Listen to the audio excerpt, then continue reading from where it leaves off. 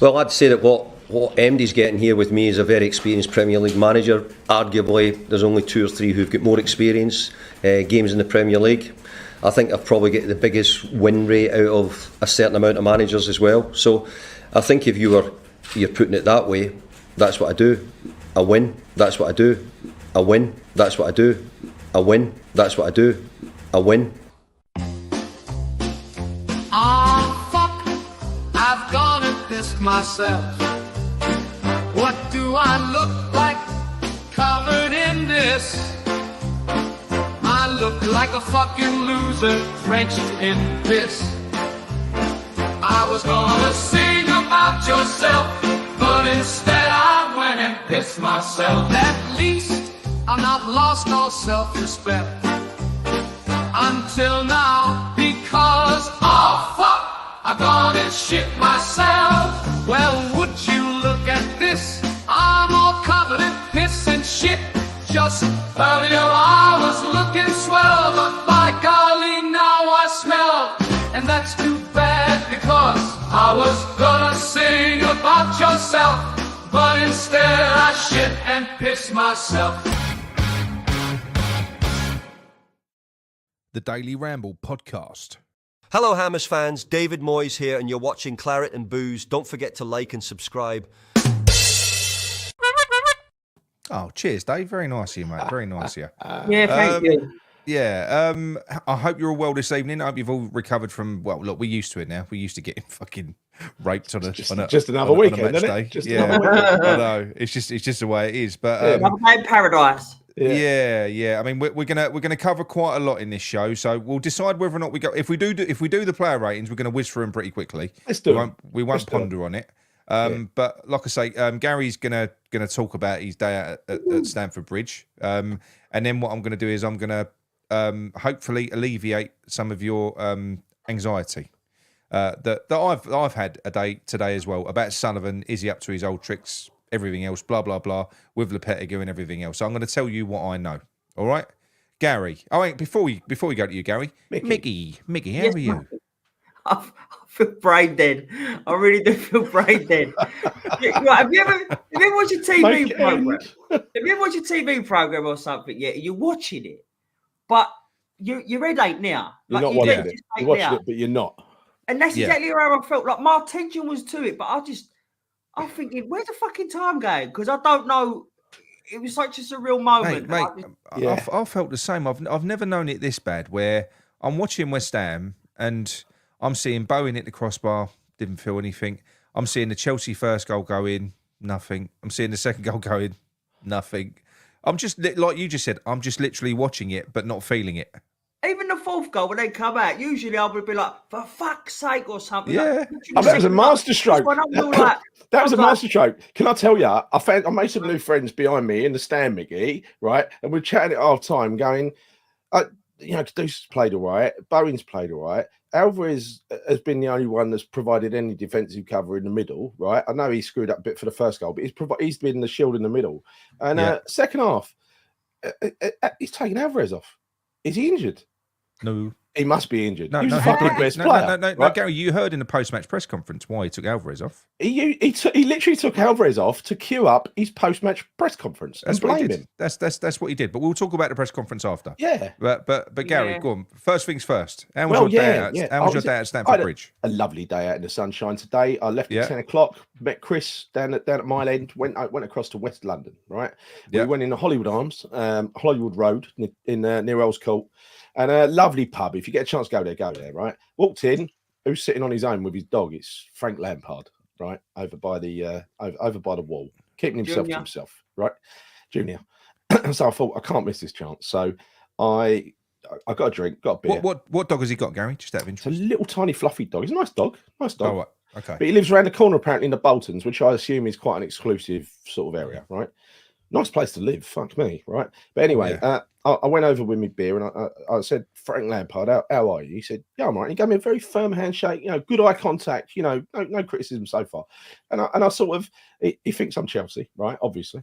So it was all smiles and everything. So I said, what are you doing with yourself at the moment, Frank? He said, looking around for new opportunities. He said, yeah, I'm looking to get back into management and all that sort of stuff. And then I sort of broke the news about that I was supporting West Ham by saying, like, it looks like Moyes has only got 3 games left. And he said, he's done a really good job there. You got some really good players. I said, yeah, we have. He said, I tried to sign Bowen when I was at Everton. I said, glad you didn't get him. And then he said, I said, but yeah, we got Kudus, we got Piquet, players with flair can hurt teams. And I said, that's the problem. It's terrible to watch. And this is where he said, he didn't say it loud, but he said, well, be careful what you wish for and all that. I said, but Frank, you used to play for West Ham. You know what we're about, right? I said, at least we try and beat teams. Yeah, he said, yeah, I know. I said, whereas Moyes tries not to lose. In fact, Rio, I know he's his mate. I said, he was talking about his time at Man U, and he said, like, they focus more on not losing than how to win. He said, yeah, he did say that. And I said, anyway, Frank, good chat. I did say this, and I'm sorry for those that do hate him, but I've never really hated him. I said, not all West Ham fans hate you, Frank. He said, yeah, I know. And he gave me another solid handshake, right? He's a nice geezer. He's all right. Ooh, football friends. Okay. I didn't like him when he played for Chelsea, and I'm sorry if that has turned many of you off me, but I quite like the bloke. All right, that's fine. Okay, well, now you've done your football friend story. Go on to your day at the game. Right, the game. So great fucking atmosphere at the bridge in behind the scenes with singing, really loud. Great Emerson song that I can't understand the words to. The team came out and literally Emerson heard his name being sung, waved up at the crowd. He went and put that tackle in the first couple of seconds, right? Yeah. He's class, the guy. Now, I know you can call him out on the first goal, but fact is, today, you saw it on telly, and we were sitting up high. We did extreme zonal marking today, right? It was like traffic cone. People were marking space rather than players. And they were just picking the holes in between those players and going through us like we weren't there, right? So it's tactics more than anything. And the players really did try for about 15 minutes, but then as soon as that first goal went in, you see the life drain away from them. When the third goal went in, Alvarez, you could see, he's just shaking his head like that, fucking angry, right? I don't know what happened at half time, but rumours that there was a massive fucking bust up at half time. I don't know what happened, but literally at half time, Moyes decided, right, I'm going to pull out the Declan Rice card after the game. This is a lot of thrashings now. I'm going to pull out the Declan Rice card, best player in Europe. I'm going to take Alvarez off, then I'm going to not name him, but I'm going to blame him, right? He also fucking pretty much blamed Kudus. Gary, leave the press conference till after. Cover the game first. You're trying to you take everything, don't you? Fuck. I know. But the thing is, right? Jesus, like you. I mean, the crowd. Honestly, we lost 5-0. What do you want me to say, right? But there was only 2 times when I reacted badly. Number 1 was when he took Alvarez off at half time. Number 2 was when Souček dived in like a cunt for that 5th goal, because that was the second time he'd done it in a couple of minutes, right? I know. But look. You don't go to ground and not win the ball like that when you're the central defensive midfielder, right? It's as we've said before. They picked up on it on the commentary, and for the first time I've heard them say it, and that was when we was a couple of goals down, and you could see it so blatantly. Chelsea are in possession of the ball. We had a shape in the pitch, like we was in our 4-2-3-1 shape. But they were stood still. Nobody was moving. There was no pressing. They were doing zero press, and it was so. I mean, and this is the thing: people will go on and they'll blame the players. That isn't them. That is under instruction. That's what they're told to do. It's how we play. Stand there, make yourselves difficult to play through. What the fuck do you want these players to do? I think they are getting bored with it. Yeah, they are. I'm bored of it. Yeah. You know, I know. But look, thing is, right? I'm sick. I am sick of it now. I can't wait for the season to end. Yeah, it's Garrett and Gary, lol. Yeah. Sorry. I'm keeping you back from Nick's summing up. No. Well, look. We will. Hammer 89. I've sung the songs as well, and I do believe when he played for Chelsea, absolutely right. Yeah. But, Gary's easily turned. I also had an argument once. If Gary met David Moyes in a pub in 2 years' time, he'd be coming on here telling us how he was a nice guy. I fucking wouldn't. Right? If buy him a drink, he would. No, there's a reason. He's anyone, right? Give him a handshake. He's anyone. Can I just say, there's a reason for this, right? And that is when I was in the Bobby Moore Lower, I'd seen the ticket all those years over the old ground when Lampard was playing for us. There was a guy behind me who was also a fucking shut up you. There was a guy behind me who literally turned up every game just to have a go at Lampard, and it was whether Lampard had the ball or not. He'd just have a go at Lampard. People like that existed, so no wonder the fucker. It don't excuse him having to go at the club and everything else when he left and being a fucking arse and John Terry and all that shit. It doesn't. I hated him when he played for Chelsea. I know. Right? He ain't going to shag you though, Gary. Don't worry. He ain't gonna, no, he ain't. I've got his number though. I've got his number. Yeah, no. I really did as well. But yeah. So look, the game was shit. I didn't analyse any of it earlier stop on. his smoking going. There was thanks. There was nothing at all worth analysing about that game. It was dreadful. There were mistakes, but the whole setup was a mistake. It was shit. It was rubbish. And then David Moyes, we always look forward to his post-match press conferences after a beating to see what he's going to say. And this was a fucking corker. This one. I've spoken to someone that was in the press room, and he was apparently fucking raging to the point where he didn't want to sit down and talk. Yeah. He didn't want to, but he got convinced because they was looking after him. So I don't know whether you noticed at the end of because it was the Beanie Man stream. So the minute he got asked the awkward question at the end, they wrapped it up. It was like, no, right, that's it, come and get up and go. And he was literally up on his feet and he went. But he takes no accountability whatsoever. He alluded to what's the quote. So before we get onto the big one, the big quote was people was in fans. People want us to play with our best players, which we're trying to do, but it's exposing other areas of the pitch. So it's fan pressure, which is so basically what he's saying is us maybe Paqueta, Kudus, players like that. He wants more defenders. It's because we can't have more defenders on the pitch. That's why we're exposed. That's why his plan isn't working. It's genius, really. He's not picking up the fact that these are the guys that kind of create and score our goals. The reason we're not being relegated is Kudus and Alvarez. Yeah, absolutely. But then he did go on to just talk an utter load of absolute bollocks. And then when he did get asked why we keep on getting hammered an awful lot, they said, do you know why? And he obviously had his answer prepped up. Yep, Declan Rice. Declan Rice. Now, what that is, people are going to come out and say, oh, well, and Mickey was right what he said earlier on. I'm going to let Mickey give his take on that one. But basically, what he was saying was, he said if Declan Rice was on the pitch or we had him this season, he would have cut out about 50% of the opportunities that our midfield have conceded this year. That is a blatant attack on Alvarez, who's been one of our best players this year, a fantastic player. It's a blatant attack on him. And the other one is, I think, is an attack on Kudus as well. So it's a lot more sinister than what you think. Obviously, Tim and Moyes are not vibing now. He did get hooked off at half-time. Gary's right. He was prepping it all. It was all part of his plan. And Mickey, what? This is what people don't pick up, because when he says that, right, why nobody in the press conference didn't turn around and say, yeah, but Dave, you almost got relegated last year with Declan Rice in the team. I don't know why anyone said that. But then, by admitting that I can't do anything without Declan Rice, what is he admitting, Mick? That he's shit. That he can't be. He's not a good manager, because if he's making them excuses up, this late in the season, especially. Yep. He's basically said he was shit last season, and the only person that saved him in his job was Declan Rice. Yep. And now he's using him as an excuse, but he wasn't using him as an excuse at the beginning part of the season. No. Do you know what I mean? No. Nothing like that, because he was having it, if you like. But he's basically said to people, listen, I'm a shit manager. But my excuse is Rice. But everyone is not going to focus on the fact that he's admitted he's a shit manager. They're going to focus on, they're going to go poor Moyes. They'll go poor Moyes.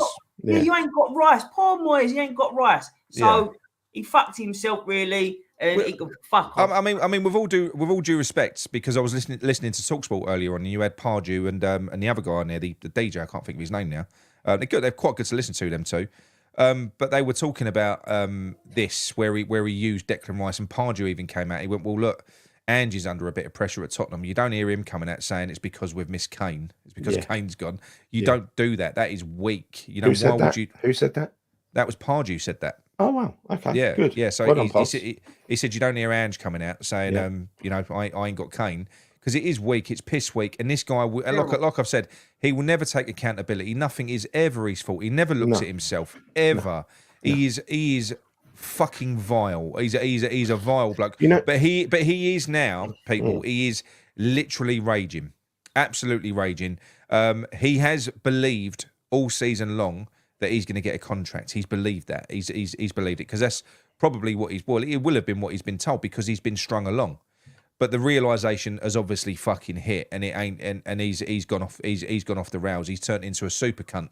Now, what the issue that I've got here is how much damage is are you going to allow him to do before he leaves? We've already got the separation now where Tim can't go anywhere near him or the players. Yeah, you've got him demonising fucking players in post-match interviews. Players like Alvarez. Well, the ones that Tim bought in. The ones that Tim bought in. So how much damage are you going to allow him to do? Just get him fucking gone. I don't. If anything, give him the Luton game. But at least come out and say he's gone, he's sacked, and then say, Moyes, do you want to take the Luton game? And then people will have got the opportunity to say goodbye to him if they want to. Yeah. But this is just fucking shit what they're doing, And it does. I detest Moyes. He's do you know something? It was on our group earlier on. Somebody gave a bit of an analysis of David Moyes' time here, and I'll make him right. We've had worse seasons in terms of positions and stuff like that, and we've been in Europe this year. This has been my most unenjoyable season, bar none. Yeah, I've never Me too. From games I've never not enjoyed. I've never hated a season like I've hated this ever. Yeah, from games I've been to in person, I mean, honestly, most of them, I'd say over 50% of the games I've been to in person, they've just passed me by. It's like what Mickey described about watching it on telly. That's what the games have been like at the game, right? Which is appalling, really. The amount of times you've turned up just to watch the other team pass the ball about. It's not on. It's not on. It's not on at all. It's completely wrong. And everything that he says there, I mean, like Tommy said earlier on in the chat, him coming out and basically saying 6 defenders isn't enough is a complete admission of ineptitude. It is. It's saying I can't do my job. I need more defenders. Just fucking go, man. Do you know Honestly. What? You know what I really noticed today, He was saying, sitting there talking, this what really wound me up. Every set piece that Chelsea had, right? So even the corners and that. Oh, sorry, go on. No, but the Chelsea had, right? So every set piece that they had, every single West Ham player was all back.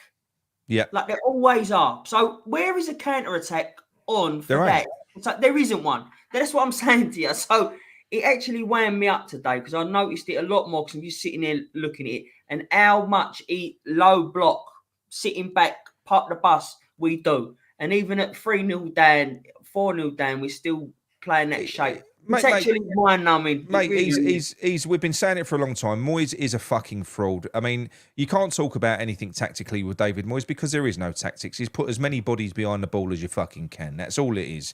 That is his tactic.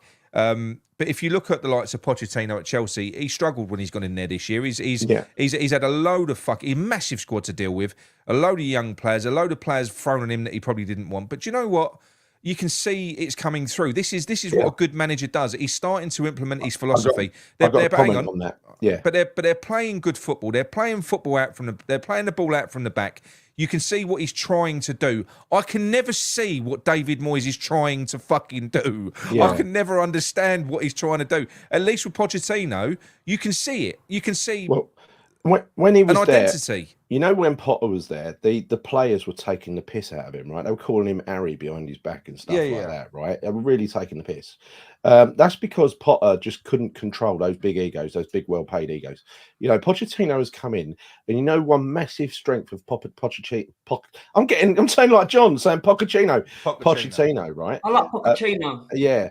One big strength that he's got, and he had this at Tottenham as well, is he is a supreme man manager, right? He gets to know all of the players in the squad and their wives and about their kids and everything else. And he is on top of that. And they love him, the Chelsea players. They love him, right? So it's taken a while to turn around, but that's step one. And do you know what else he does as well? Because he done it at Spurs. He's found a proper Chelsea boy who's come through who's got Chelsea in his blood in Conor Gallagher. Came on. No, in Conor Gallagher, and he literally loves Conor Gallagher. Yeah. He doesn't want Chelsea he don't want him to go. But that's what Pochettino does. So the identity of the club, this is what I mean. So you do need someone like that. I think every club does. I think that's what we're lacking a little bit now, really. Yeah. That's the one thing that left once when we lost Noble. It's what we got with Johnson. Maybe if Moyes could have done that with Johnson. I know it's a different type of player. We could have this next year with the kids, though. Yeah, absolutely. But anyway, just go through the just chat a little bit more. I'm going to get the player rating set up, and then I'm gonna try and alleviate your anxiety. Yeah, I just think that Kudus, of all people, now I understand there was a bit of maybe a set to between Alvarez and Moyes in the dressing room. I'm not surprised by that because Alvarez looked fucked off when that third goal went in, right? He looked appalled. And like I said, he wears his heart on his sleeve. I love watching him, absolutely love watching him. Right. But the one player, if you're gonna just decide, a few people in the pubs today, they were saying, oh, he's a liability, Alvarez. They're kind of repeating what Moyes says about him getting yellow cards and stuff. Well, that's the sort of role he plays, right? He's going to get yellow cards. He's combative, right? Now, the one person I cannot tolerate Moyes alluding to being at fault for this slump in form is Mohamed Kudus. Because Mohamed Kudus, correct me if I'm wrong, I can't think of many games where that kid has given less than 100% for the shirt. No, absolutely not. He's always done that. Always. And the fact is, they're playing. Spoiler alert for me, he was man of the match. Spoiler alert for me personally. Yeah. And look at what he done late on when he cut him from the right. The guy, he's got it right. He tries to create something out of nothing, the same way as Bowen does. They're the two players who give it their fucking all. And the fact is, on that thing after, it's clearly a dig against Titan because he said, oh, what screws up Declan Rice? And then he went about the AFCON. He mentioned the AFCON twice and Mo Kudos coming back and ain't been the same player and all that. Well, perhaps it's the way you set up your team, because another thing that's happened since you come back is Antonio's in the team again. Not having a dig at Antonio, but before they went away, Antonio was not in the team. So the shape of the team has changed completely, right? Yeah. No. Well. Because Paqueta, you remember the goals, right? Where Paqueta was finding, Kudus and Bowen hanging on the last shoulder of the shoulder of the last defender, and then winning the balls over the top and all that sort of stuff. Yeah. Well, now he's only got Antonio to aim at, right? It's not them. We've reverted back to the original Moyes system. We have. Yeah, that's what he's done. Yeah. But right. So I've got that set up. That's fine. That's good to go. I love Alvarez. I fucking love him, and he should be the captain. Jumping. Yes. Well said. Yes. Yeah. No. Yeah. I think so. He's got to be the next captain, as far as I'm concerned. Right. Okay. So look, we've all heard the news. We've all heard the news has broken from Romano and everyone. All the ITKs. They're all saying that David Moyes is gone, which is good. Yeah, big thumbs up. That's good. Fireworks actually for that one, because David Moyes is going. Yeah. So that's good. So they're all aligned on that. I mean, we've known that for a long time anyway, but it's been clarified. Yeah. But the Lopetegui thing there is being pushed really hard. Now I'm not having a go at anyone for pushing this story, because it is someone that is there as I've been told, he's there as a kind of as a backup, and it is somebody that Sullivan would employ. If Tim Stein and Noble and a few people on the board weren't there, he would go for that option. He would.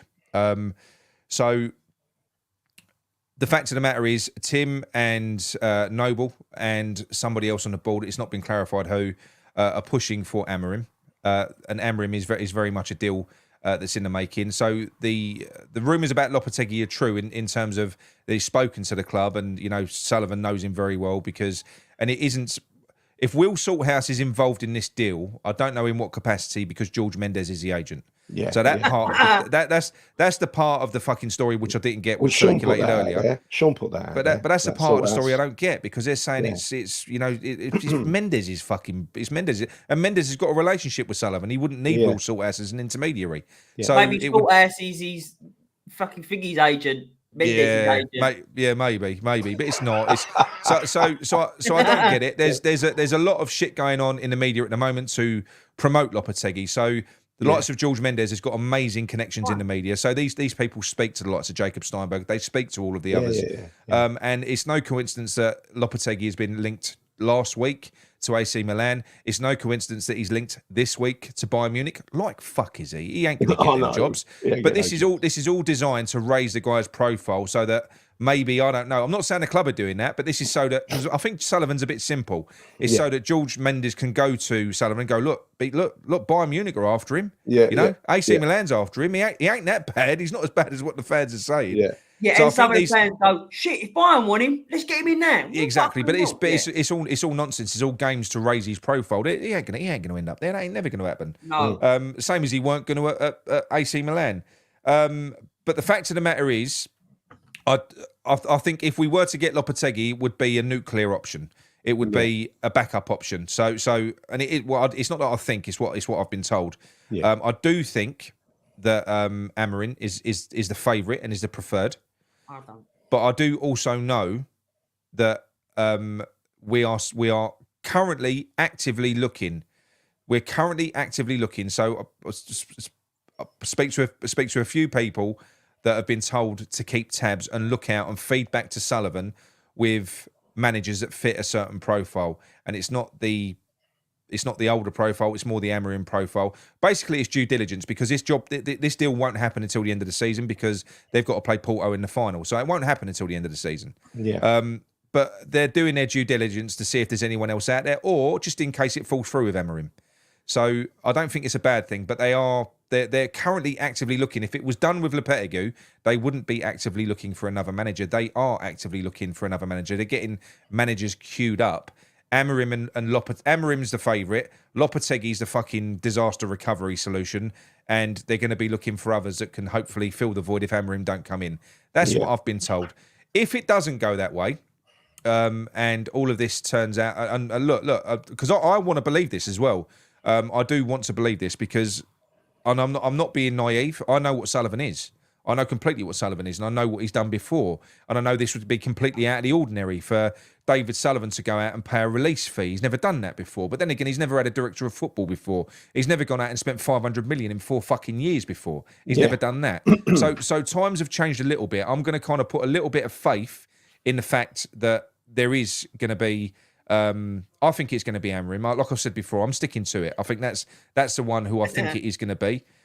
You're not going to stop seeing constant links with Lopetegui, especially aggressive links, until it's done, because the agents are pushing it relentless. So you're going to be seeing constant stories coming out linking us to this man. And like I say, it isn't like he ain't been spoken to. He has been spoken to. You know, he has. And like I said, if it weren't for Tim and everyone else, Sullivan would take him on. No questions asked. Sullivan ain't got the final say, right? He's not a majority shareholder. He hasn't got the final say. So this is the other thing that people need to be clear up as well. Sullivan can't appoint the manager. He's a 38% shareholder. It has to go to a board vote. What he does have, however, if Sullivan puts a manager forward and he gets voted out, that's fine. We don't get that manager. But if he gets outvoted and the board vote for Amorim and Sullivan goes no, Sullivan has a power of veto. He can say no to a manager. Right. That is true. He does have a power of veto. But he can't just go out and get who he wants. People have to buy into it. Yeah.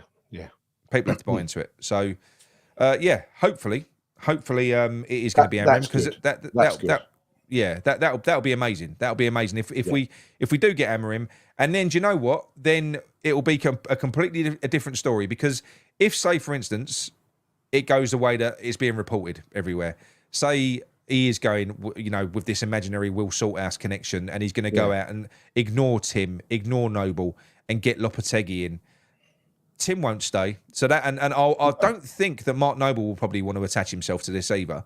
No. So imagine losing Moyes, losing Stighton, and losing Noble, because David Sullivan is a control freak and he just wants to be close and have his fingers in the fucking deals that are coming in, because that's all this is. If Sullivan hands over the reins to Tim Stighton, and Tim Stighton has full control of transfers and everything else, we know that Sullivan, that's what he likes. And it ain't because he likes a lot about football, it's because he likes the benefits. He likes the benefits that come with doing these deals with his favourite agents and stuff like that. So I'm hoping that isn't going to be the case. If it does materialise like that, and I'm not joking, not just because it's Lopetegui and I don't want him, if we end up losing Tim and they get Lopetegui in, I'm going to be fucking starting a serious Sullivan out campaign. I'm talking protests. If he fucks this up, then next season is all going to be about getting that cunt out. Totally on board with that. Totally fucking on board. This is a chance for him to redeem himself. Not that he's ever going to look like a good bloke in my eyes, because he ain't, right? But what he can prove here is that he's going to do something for the good of the football club and try to push us forward. And if he fucking hamstrings that, then what it tells me is he's basically taking these, every time he comes to like a fork in the road and he's got to make a decision, he takes kind of the suboptimal, the worst option, right? The least cost option. And it you know, he's all he'll be looking for, I fear, is what he was looking for when he hired David Moyes, and that is someone to stop us getting relegated. Yeah. For some reason, I just think it shows his complete lack of understanding of football. Which the guy has no, the guy has no understanding of football at all. Yeah, and it's shown by his manager appointments and his lack of. He doesn't see really any value in a manager. No, he doesn't see. What did they do? What did they even do? Is the most they just put the cones out. This demonstrates his complete lack of understanding of football. It's the most important appointment at the club, 100%. bar none, right? Yeah. The manager. You know, your most expensive assets are your players. Your manager's looking after your players, growing their value. You get someone in there and you get this right. You've potentially got, I'm not saying you're going to make a fucking great success of all those kids, but maybe 3 or 4 of them, you know, because they are special, might become first team regulars. How much money have you saved in doing that? Okay, we said it earlier on when we was linked with Amorim, right? Now you could pay Amorim 4 times. You could pay Amorim 20 million a year, right? Yeah. Over 4 years. Say it was the last 4 years. We wouldn't have spent. We would have made more than that money back. Yeah. More than that money back. You know, it's you can afford to do it because of what you just said. They grow your assets. You know, they make the most of your use of youth academy and everything else. So, I hope that he doesn't do what everyone's saying that he's going to do. Which at the back of my head, I'm worried about as well. I'm worried that the little Sullivan will come out and he'll fuck it all up. Right. I'm worried he'll do that. Now, let me just tell you, and can I just say something for Chris Hayward earlier, right? Chris, he said to me, he's got a Moyes inner that he knows called Tom in his football team. Well, Tom, don't be a Moyes inner. It's wrong. Tom Tit. Don't be a Moyes inner, right? It's wrong, right? Yeah. You watch the video I sent you, but you know, as an example, because I had to spend an hour talking to a Moyes inner today who started off with the line 3 years in Europe. You know how that went, right? So, you know, basically, there's a very easy way to disprove the Moyes effectiveness. That is, we're going to have 12 players at the end of the season, 2 of them goalkeepers, and then compare that. Go back and look to the squad he inherited with Pellegrini. This is destruction on a massive scale, right? But I do think, Gary, that on this channel now, we've said the Moyes out campaign is done. Yes. We need to stop preaching to the converted. People that are following this channel, yes, we ain't got to keep going over it all the time. Just for Chris, right? So what I want to move on and say is, right, okay, we've got 12 players at the end of the season. Now that, on the face of it, is a massive rebuilding job. However, if you get this appointment right, you've not only got everyone's telling Amanda to go to bed. Yeah, no, brilliant. Right, Amanda. You've got 5 or 6 players coming through from the new team, genuinely top talents. Now they'll be drip fed in. Then you've got 2 first team ready players coming back from loan. Player of the year at Southampton Downs, player of the year at Wickham in the Championship, Freddie Potts, right? So you've got 7 or 8 players there, young British players that have come through the youth system to add on to those 10 to 12, right? So before you know it, you've only got to go out and get 6 to 7 first team players, not fucking 10, right? This is, you know, not first team players, probably 3, 4 first team players and a couple of squad players. And that's all you need, right? But only if the person coming in is going to make use of those excellent youth players. I agree. Right, okay. Moving swiftly. On the other side. Can you move us on the other side, Nick, or not? What do you mean? Like, put us on the other side. We're on the left, so can you not put us on the right? What are you talking about? You know, we're down here. No, mate, it's StreamYard. I can't change the layout. It's okay, the way it is. Because something happened last time, so it's all right. What happened? Well, we got moved on the other side on something. Don't worry. I'll explain it after. Because otherwise, imagining things. Maybe one of them days. Yeah. Right. I imagine us losing 5-0 today. Oh no, wait a minute. Right. I'll start with Areola. I'm going to give Areola an 8 out of 10. He conceded 5. We should have conceded 8, 9, 10 today. He was the man of the match because although Bowen had 3 half chance opportunities where he hit the bar, Areola literally saved fucking goals. That's what he did. Yeah. And he did it time and time again. He was brilliant again, but he let 5 goals in. You know, it's fucking ridiculous. So for me, I'm giving him an 8. I thought Areola was as good as he could be today. Do you know what he was trying to do? He was trying to pick up the players in front of him as well when their heads was dropping. He was shouting at them, sort of telling them.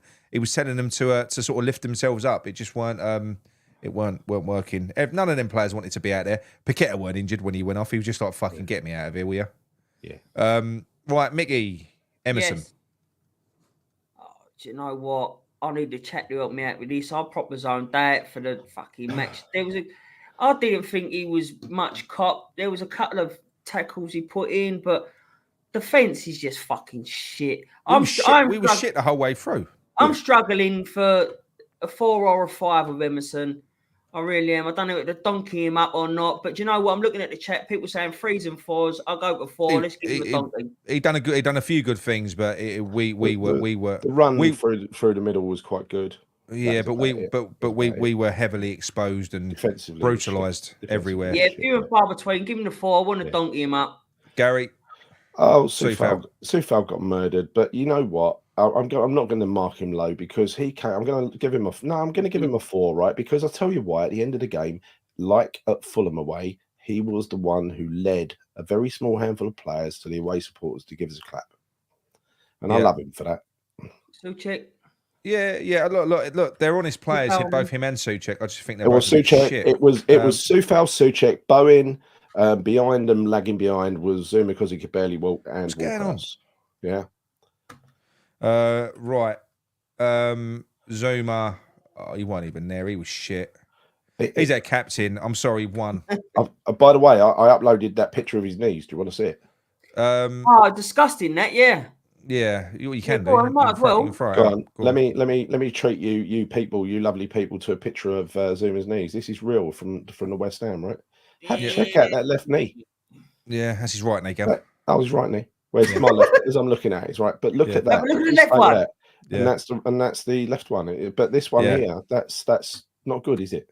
It's not good. It's disgusting. No, just as disgusting as his performance today. So we can only judge him based on what we see on the pitch. That's all we can do. And he was fucking woeful. I mean, like really shit. He's not a captain at all. Never was. Should never have been made a captain. I don't know because he just doesn't make. He can't make a decision, Mick. So you know, like when we saw in the first half against Leverkusen, you saw that defender dying on his arse, and Alonso just saw that and just went hooked him off after 27 minutes. Moyes can't do it. He can't do it. He's fucking useless for someone who's such a nasty, horrible bastard. In terms of football, right? He's an absolute pussy. Do you know that? His football style, everything about him, his management. He don't want to upset anyone like his first team players that are there. He's a pussy. Mickey Ogbonna. Yeah, again, it's another donkey for me. Both those centre halves were fucking atrocious. Atrocious. I mean, what do you expect? That was a very slow. It's a very, very slow centre back pairing. Ogbonna, I mean, he was better than Zuma for me, but not by loads. But I'll give him a 3. Donkey. Give him a 3. Let's just try and whiz through it as quickly as possible. Get to the good ones. Okay, Gary Paqueta. Well, Paqueta was woeful, like he has been for weeks. 2, donkey. He was shit. He was shit. Didn't turn up.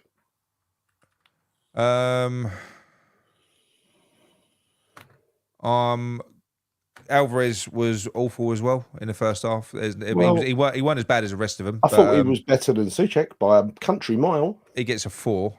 It was still not a good performance. No, it wasn't a good performance. He was left exposed. He was on his own. It was just shit. Absolute shit. He tried to push the team up the pitch, and whenever he went forward, Chelsea just slipped in behind him. Mickey, your favourite, Souček? 2. I'd see him make 2 good blocks. Other than that, he was fucking shocking. Gary was right. Them lunging in tackles that he'd done. Even that second one, right? The second one, the Chelsea player even looked on the floor as if to say, What the fuck? How have I ended up with the ball here? I know. Yeah, I know. He wouldn't even believe it. So, two. Led directly to the 5th goal as well, didn't it? Gary Caduce. Well, look, he gave it 100%. Him and Bowen were the only 2 light spots. Oh, and Areola, the only 2 light spots today. I will give Caduce for effort. I'll give him an 8. An 8? Just, I was You know what? I wouldn't be. I'm not disagreeing with that, though. I'm not disagreeing with that, though, Nick. The reason why, because I was thinking this today, without Paqueta, there's nothing to look at today. No, there's not. But as a forward player, you've got to judge them on what they do. 7. I think he tried to make things happen. He tried to make things happen, and he had a good from shot. the right hand side. The effort. Listen, it once again. There was a time when he got forward today. He looked in the middle for someone's across. There was no one there. Right. Yeah. He's literally out of shape at the moment. He's not complimenting Caduce. Yeah, I'll go the same with Bowen. You know, he had woodwork 3 times. Didn't do much else apart from run around a lot and try like Caduce did. And he came down to clap us and gave us his shirt, the same as Vlad and Souček and Souček and Soufal did. Yeah. Antonio, Mickey. He done nothing. He done nothing. No. He done literally nothing. Apart from he done a couple of falling overs and then waving his arms up to the referee saying, have I not got that? He was bad. Yeah, he was bad. What if I give? Okay, all right. Let's give him. Oh shit! He's been great lately, Antonio. Average. Yeah, I'll give him a 5. I don't think he was a donkey. He was bad, That's but he wasn't a donkey. So I'll give him a 5. Yeah, well, it's a thankless task, isn't it? Let's face it, what he's doing. I think so. Right. Yeah. Granny Dings. Yeah, go on, Granny Ings. Go on, girl. Fucking hell. I mean, why? Yeah, I know. Well, he done nothing. 4. He was shit. Yeah. Absolute shit.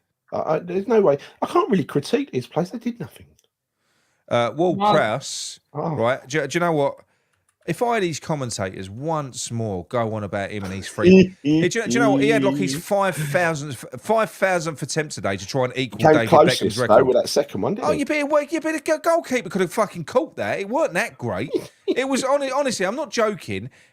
When is this fucking thing gonna die down? He ain't that fucking great at free kicks anymore. He's not great in general. Yeah, but this is like his 500th attempt trying to fucking equal the record. I reckon in training he's putting him in the fucking top left, top right. He's firing him in everywhere. Shit.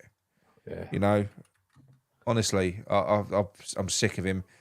Cresswell. I didn't think he made any mistakes when he came on. Well, look, he did what he was supposed to, didn't he? Is it Mickey?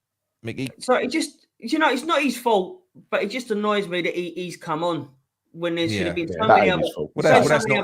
That's not his fault. No, I said that it's not his fault, but it does annoy me the fact that he come on instead of like a youngsters and that. He's going to go at the end of the season. The youngsters ain't. Again, I'm really sorry. I should have. It was hard to pay attention to this fucking game, so I'm just going along with the chat. Most people saying 4 for Cresswell, so I'm going to give him a 4. It's fine. Yeah, it's all right. It was a donkey fucking. They had at least 3 more golden chances, right? If it weren't for Areola. Yeah, absolutely right. I'll go first on Sullivan. Sullivan, I think this last 2 weeks, I think have been absolutely fucking despicable. I really do. I think your whole management of this situation. I know I do this like I'm talking to him because I'm hoping he's going to fucking watch it. I think your whole management of this situation has been disgusting, even down to the fact that if you do respect and want David Moyes, you're not going to announce it until the end of the season. So he ain't going to get a send off because he ain't going to get a send off against Luton. No. Not until this is announced. People are going to be full of anxiety and full of fear. None of us are fucking clear. This whole thing has been a purgatory season. You've managed this absolutely awfully, like you always fucking do. The only way you come out of this with any fucking credit whatsoever and it doesn't erupt and go mental is if you go out and you get someone like Amorim. Because if it ain't someone like that, if you start trying to take the same fucking path, we ain't going to buy it, mate. We ain't going to buy it this time. I'm telling you, it's going to go fucking bandy. So as it stands at the moment, I'm sorry, with the way you've been dealing with things, mate, you are still you're still a cunt. As far as I'm concerned. Listen, that guy's that this chairman has got no respect, less than zero for the fans. He's got no respect for people that work for him. That includes Moyes. I include Moyes in that. He's got no respect for managers coming in. He's got no respect for his director of football or the youth team, the youth team squad coaches and everything else. He is number one in his world. He's a narcissist, just like David Moyes. He needs to pull his fucking finger out and get this right, because with the squad that we've got, if he don't get someone that can come in and use youth players and is enthusiastic about it, we are properly fucked. Yeah, absolutely. So hopefully it goes away that do you know what? It absolutely could do. All he's got to do is say yes and sign the fucking check. That's all he's got to do. He's got the right people around him now. Yeah. If he fucks this up, it's on him, big time. And why not? Why not at the very least? Why not at the very least just say, look, listen, Moyes, your contract, we'd be walking at the end of his contract. We thank him, blah, blah, blah, all that stuff and that. But just let us know. Yeah. You know what I mean? And let him know and everything. It's not fair on anyone what Sullivan's doing here. Do you know what? I will say this. I can't fucking stand David Moyes. I can't wait until he goes. But this ain't even fair on him. No. Of course it ain't. It ain't even fair on him. I mean, it's not. You know, this is fucking shocking what's happening here. It really is. And what's going to happen? Are we going to leave it to the stage where, because going up against a Luton who fucking desperately need the points, if we get beaten at home, that bloke is going to get fucking booed off of that pitch on his last game. Yeah, he really is. I think it's wrong. He's gone now. Like I said to you, I haven't got any inherent hatred for that man. I hate the fact he was our manager. I want him fucking gone. But once he's gone, I don't care. I'll never talk about him again. Never. The way they're managing him is bad. It's bad. You know, it's worried about that Luton game, though. And if we get, he's already got his excuse. No, again. I'm not saying that. But he'll be like, oh, we've got no Rice. It's because of Rice. But it's his last game. And that will be the one where, well, do you know what? Maybe that's what they want. Maybe that's what Moyes wants. Maybe it will feed his propaganda machine if we're horrible to him and it will make him walk away. If he walks away. Maybe it will. Maybe that's what he wants. But he'll get it. Don't get me wrong. Mickey, what are your thoughts on that fucking useless bastard, Moyes? Moyes,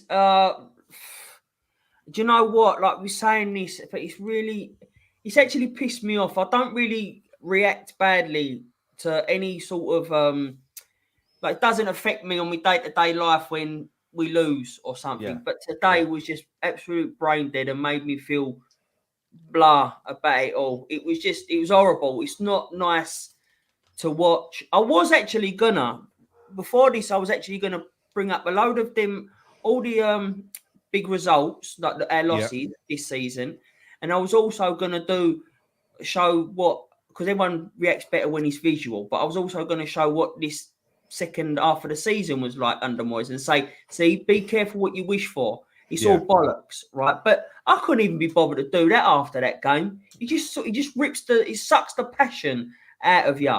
And that is down to Moyes. So for me, he is and will be a fat cunt.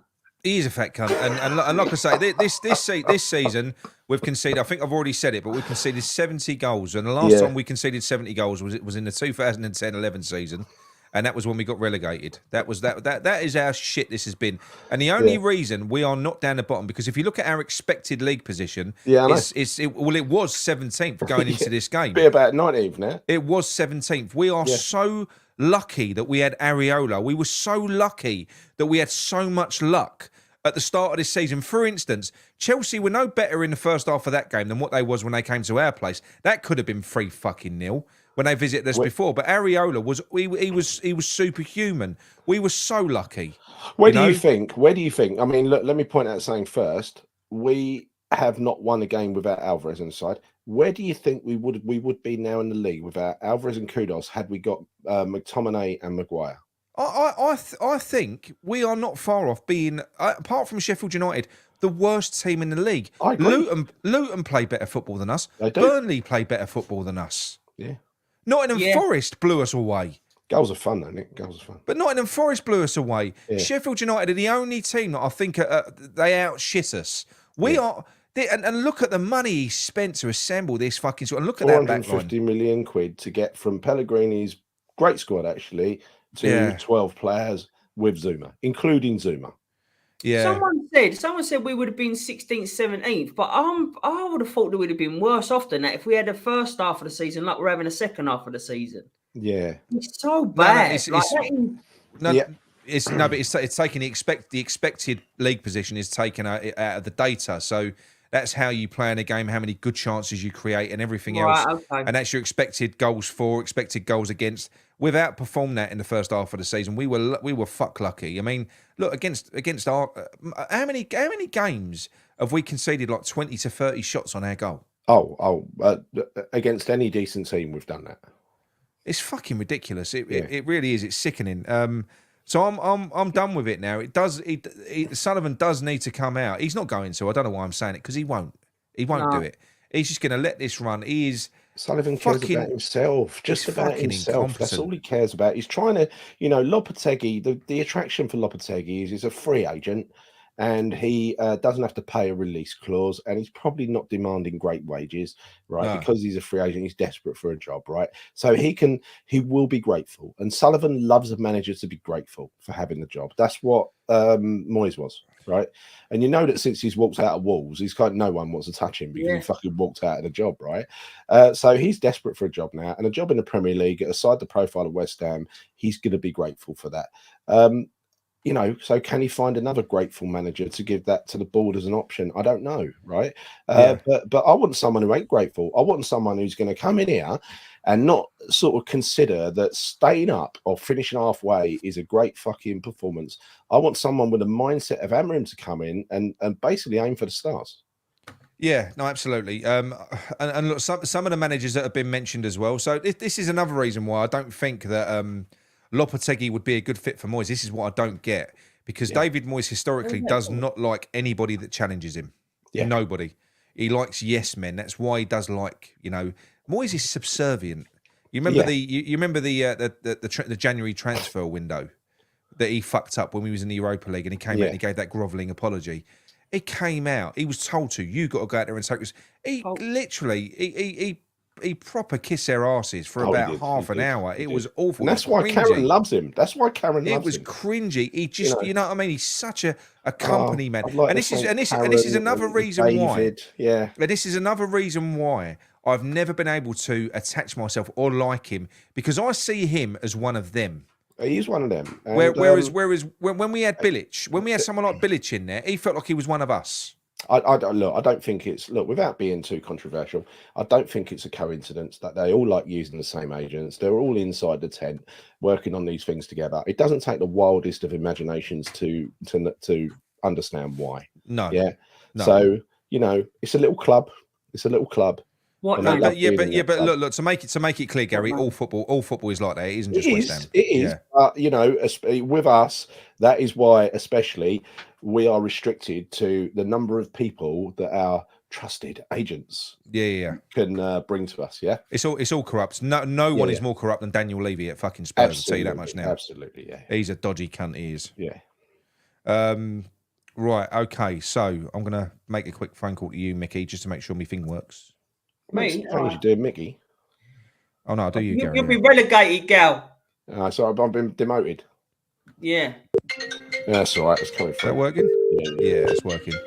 Okay. I won't put my number up yet because there's a lot of people watching. Whoever does want to phone in now. The regulars. Once it starts dying down, I'll put my number up. All right. So we'll see how it goes. But yeah, I'm just going to be happy when this misery is all fucking over. I really am. Right. It's not even funny anymore. It's not. We saw it today on a community app. People are just kind of lost interest. Lost interest in it. How many? It must be the term Moyes, because it is a term now, right? Yeah.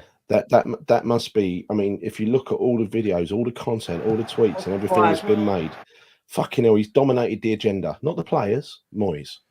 No, that's right. We've got Leo. We've got Leo from the US. Hello? How are you, mate? You all right? Hello, Leo. Hi. How you doing? How's everyone doing? Yeah, doing all right, mate. Doing all right. Good up, Leo. We're almost at the end of the season, so you know. Yeah, 2 to go. No, I know it's almost it's almost over. I can't believe I went on a night out actually yesterday, and then had to wake up early for the game since it was at 9 o'clock over here. Oh. And it was awful just watching it. Yeah. Did you watch the full game, or moment. did you fuck it off after half time and go, I'm not doing the rest of that. I'm going back No, to bed. actually, yeah, I stopped watching it after halftime. That was like the first time this season that happened, and I just couldn't be bothered anymore just because I know he's leaving. Like, what's the point? Absolutely, mate, absolutely. But what would you like to say, Leo? Anyway, what would you like to address on this call? I just feel like there's, like you guys have been saying basically all week, how like there's really no point of him just like being here at the end, like for the last 2 games. Like there's just no point. If you tell the fans that he's gone, they'll probably we can give him a proper send off against Luton. Exactly. And we can just look forward on. But I don't know why obviously the board, we all know about the board, but it's just sad the way the season ended. Leo, I have nothing against that, right? Because, depending who you talk to, some people will say, oh, he's had a terrible 2 years. Some people will say he's had a terrible 1 year, right? But most people that I talk to, a lot of people I talk to think the time he should have gone is after the cup final. A lot of reasonably minded people think that. So he's outstayed his welcome for a year. He could have gone with our blessings, right? Yeah. So yeah, I think give him a send off and that's fine, right? As long as he promises not to come back.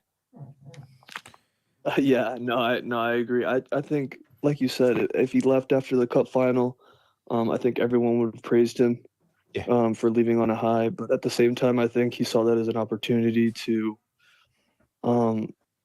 change the squad in his way, and only he could fix it, I guess. Yeah. For the next summer, which is the upcoming summer. So he tried to play the long game, but unfortunately, I'm glad. And do you know the profile of Manny? Because going back to what Gary was talking about earlier on, with the state of the squad that it's going to be, we know what it's going to be. We're going to be left with not many players, and we're gonna have to, because we're not going to be able to fill all of those gaps in one window. I'd rather them just go out and buy 3 or 4 good players as opposed to 8 fucking average ones to fill the squad positions. And what that means is you're going to need to have a manager in place, surely, that has got a track record of working with youth players, so that we can make use of this talent that we've got coming through as well. Yeah, absolutely. I mean, we have the best. Well, I guess last year we had the best U18s in the whole nation, in all of England. So I don't see why we wouldn't just incorporate that team. And I know Ruben Amorim might be a long shot, but he has a good track record of that. And hopefully managers that we don't know much about, that Stein's keeping it on the low. Hopefully, I mean, Stein knows a lot better than we do, and obviously about Sullivan. So one thing that I do know now, what I've been told, is that Stein, who would absolutely go out there and get maybe a left field manager, and I think he would, but I think that side of things isn't going to happen. I do think that Sullivan needs to be convinced that the manager is the right man. So whoever comes in does have to have a track record. We're never going to get an unknown while Sullivan's in place. That's not going to happen. Sullivan won't sign it off. So Moyes has got to go for someone with a bit of a history in management. He just hasn't got the bottle, Sullivan. Yeah, no, that's true. I mean, that shows with all the manager links that we've been linked to, like Lopetegui, Fonseca, and all those. I mean, it makes sense, but if we really want to progress forward, I don't see why you wouldn't just give the reins to the director of football that loves and breathes football. Sorry. Yeah, absolutely, mate. Time. Absolutely. Look, that's the thing. Sullivan is not a football expert. He's not. He's gone out and he's got a football expert that's got a vision for the club. Yeah. He's got a vision. Why wouldn't you just entrust him to do that? Surely that's what strong leadership is. You employ people that are better than you in certain areas and that is what he's done there. So why is he not fucking leveraging that? Well, see, because the way I see it, if, heaven forbid, we was to go out and get Lopetegui, that just completely demeans Tim. That means Tim's no more than a prop. That's all he is. I think this is. I think the reason he won't do that is pretty obvious, right? He wants to stay actively involved in the decision maker around transfers, right? Yeah, that's it. Yeah. It's not so much decision making. It's the other stuff. It's the transactions. Yeah, he wants to. Yeah. wants to oversee transactions to He make wants sure to they'll go oversee smoothly. transactions to make ensure sure they they are go governed smoothly. correctly, Nicholas. That's right. Yeah. Yeah. But but anyway, Leo, to sort of close this one down, mate, what are your final thoughts on David Moyes' tenure? Because it is the end of an era, which I'm very happy about. But what would you like to say? Yeah. I mean, obviously, I know some fans are gonna want to give him his flowers, and I think for what he's done in the 3 to 4 years 4 years, right? Yeah, 4 years he's been 4 here. years, sadly. Yeah. 4 years, sadly, yeah.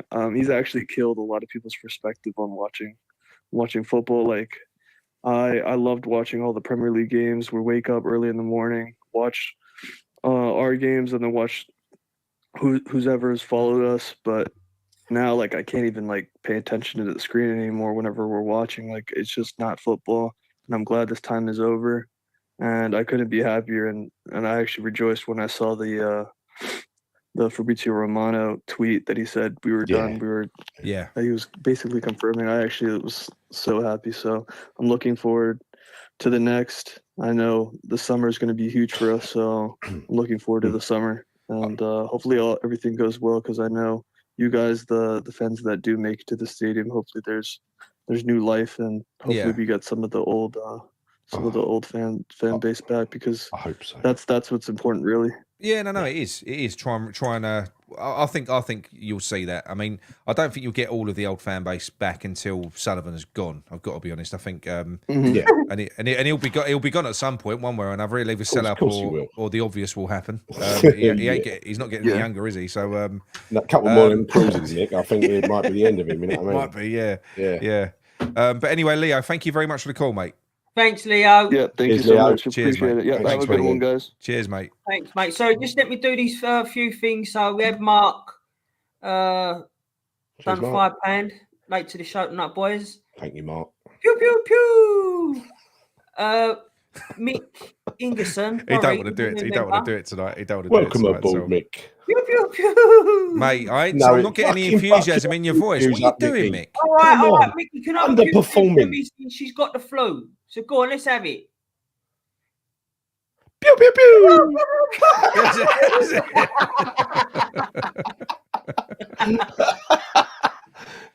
Right, I'm going to call this person back, whoever it was that called me before. One moment. Right, here we go.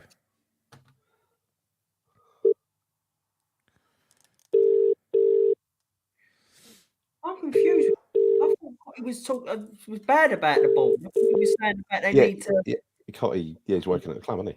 Yeah. No, but I thought Cotty was against. I thought he was saying he did earlier on. He was welcome into the fold, wasn't he? Hello, there is Nick from Claret and Booze. Who am I talking to? Oh, you three? Hey, who are we talking to? Hello, all right? Hello, mate. Who are we talking to? John. John. Hello, John. How are you, John? mate? Right, John. Yeah, Billericay. John. Oh, yes, of course it is. John from Billericay. How are you, mate? Yeah. Oh, I'm fucking still gutted, my friend. First time caller for any show, anyway. Yeah. I've turned my sound down on my TV. Good man. See, other callers take note. See, very professional, John. Very professional. There you go. See. Thank you, sir. I can tell enough of this West Ham now. I've no passion there. I've got no joy. I've got nothing out of it. It's been bad. It's been bad for so long, mate, isn't it? And it really has been. He works for the stadium, not the club. The stadium. I've been a couple of times. A couple of years ago, I ain't been no more. Can't handle it. No. Shit ground on stilt. Concrete on stilt. It is. Would you? I didn't feel safe on there. But would you feel a little bit different? Is you know, like if say for instance we get the dream, right? The dream is Amorim comes in, we start playing beautiful football. We get a new load of fucking youth players coming through with the Academy of Football again. Is that's what you got to do? That's what we got to do. That would spark your interest again, wouldn't it? Yeah. I just want to see some attacking football and not Moyes. Oh, no. I detest the geezer. I wasn't even gone before you did, Nick. What's the season? We finished 7th. That was after the Frankfurt. That was the Frankfurt year. Yeah. So, I wasn't even gone then. I hate the geezer. I had one Yeah. wobble. Now I had one. tonight. I had one wobble with David Moyes, and that was after the Lingard season. When we finished sixth, I had one wobble for a couple of months, and then I realised the error of my ways pretty quickly. No, I just can't stand the geezer. He just killed me passion. I've been going over there now, coming up to 70 years. I remember the 64-65 season.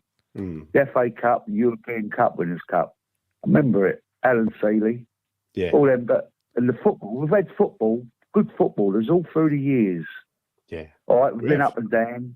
I've been in Cyprus when we've got relegated, and all right, so be it. But we was playing good fucking football. Yeah. To be honest, I loved it in the Championship when we went down.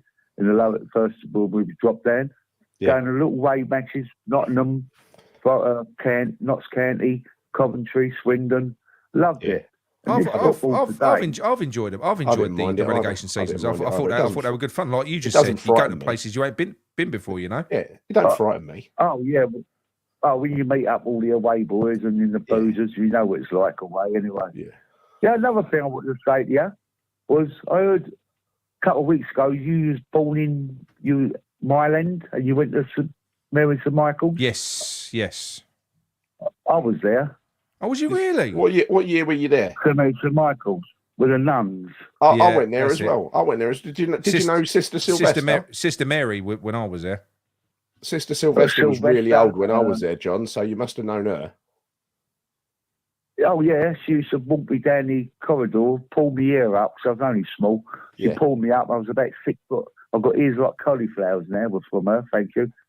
Yeah, I remember getting pained in her, Mr. Maxwell. Yeah, Mrs. Maxwell. Yeah, she used to. She used to use a fucking board ruler to whack people with. We'll sort that out. Yeah, chuck out your head. Yeah. Yeah, horrible. Then I went to St Bernard's. I went to St Bernard's as well. What year did you go there, John? Chessis. What year? Yeah. You say? Yeah, what year? Oh, God. What am I now? Sorry. 60. Primary schools in the early 60s. Oh, fucking hell, that was way before me. No, I went to St Bernard's in 1980. Yeah. I went there to 1985. Yeah. No, I was working by then and over West Ham and everything. Yeah. No, I was... Mrs. Maxwell, lovely. She was my teacher as well, Maxwell. You know, she was my... in A1, when I was in A1 class, she was my teacher. Bloody hell. She was good, yeah. I was always in the bottom class, so... didn't get nowhere. I won't keep up too much of your time. No worries, mate. I love this show. Yeah. Thanks a lot. Like you keep a lot of people, and you're doing a good thing on that mental health thing you've got going. Yeah, thank you very much, mate. Yeah, it's going really well on that on that as well. It is good. We're helping a lot of people. It's one more fantastic. Point. Like that Gary from Romford. One more point. Good. I can't see Amarin coming to us. You can't. No, I can't see it. Reason being is Sullivan. He's such a different bastard. He must look back and see what he's doing. Yeah. What Moyes not sacking him or giving the fans nothing. It just makes me sick, the geezer. I can't see him coming. Who wants to work under him? I am concerned about a few things around the Amarim deal, right? So first of all, what I'm really worried about is the fuck up when he was flown over here. So that should never have been leaked to the press. Because Amarim literally, because that stuff happens all the time. Amarim should have been flown over in secret and then flown back, and no one should have known. But what's happened is he's come over to see us, and he's had to go back to Lisbon with his tail between his legs and apologise to everyone. So that ain't good. But then you look at the fucking, you look at the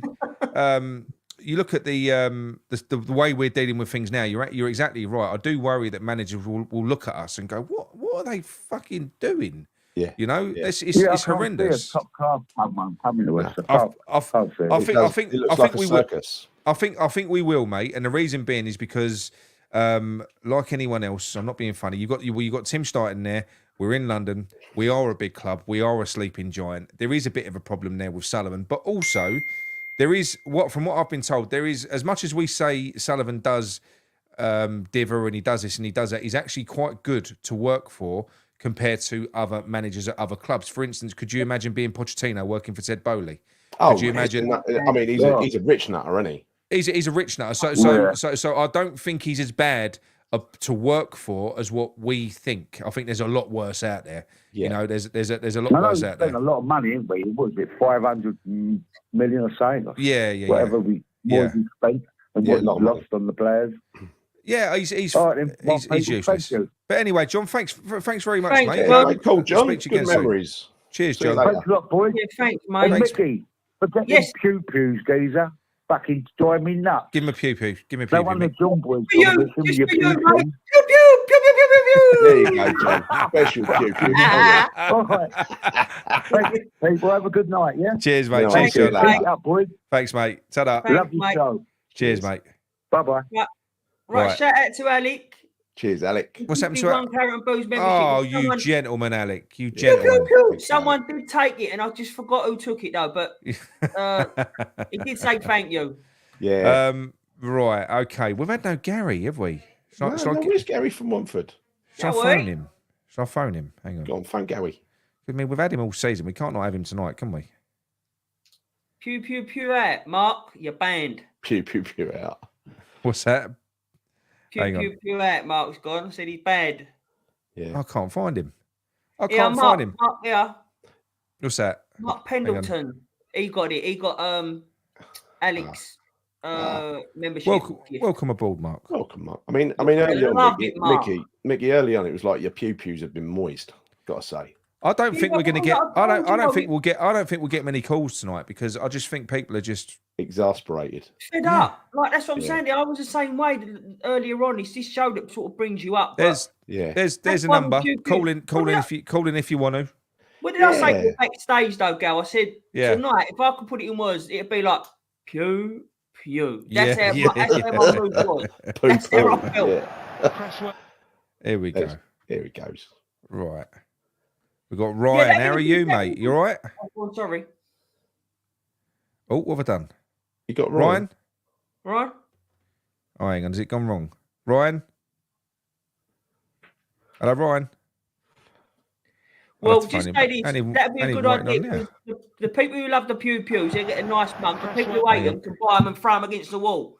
Money Pull making something. nice. Hello, Gary.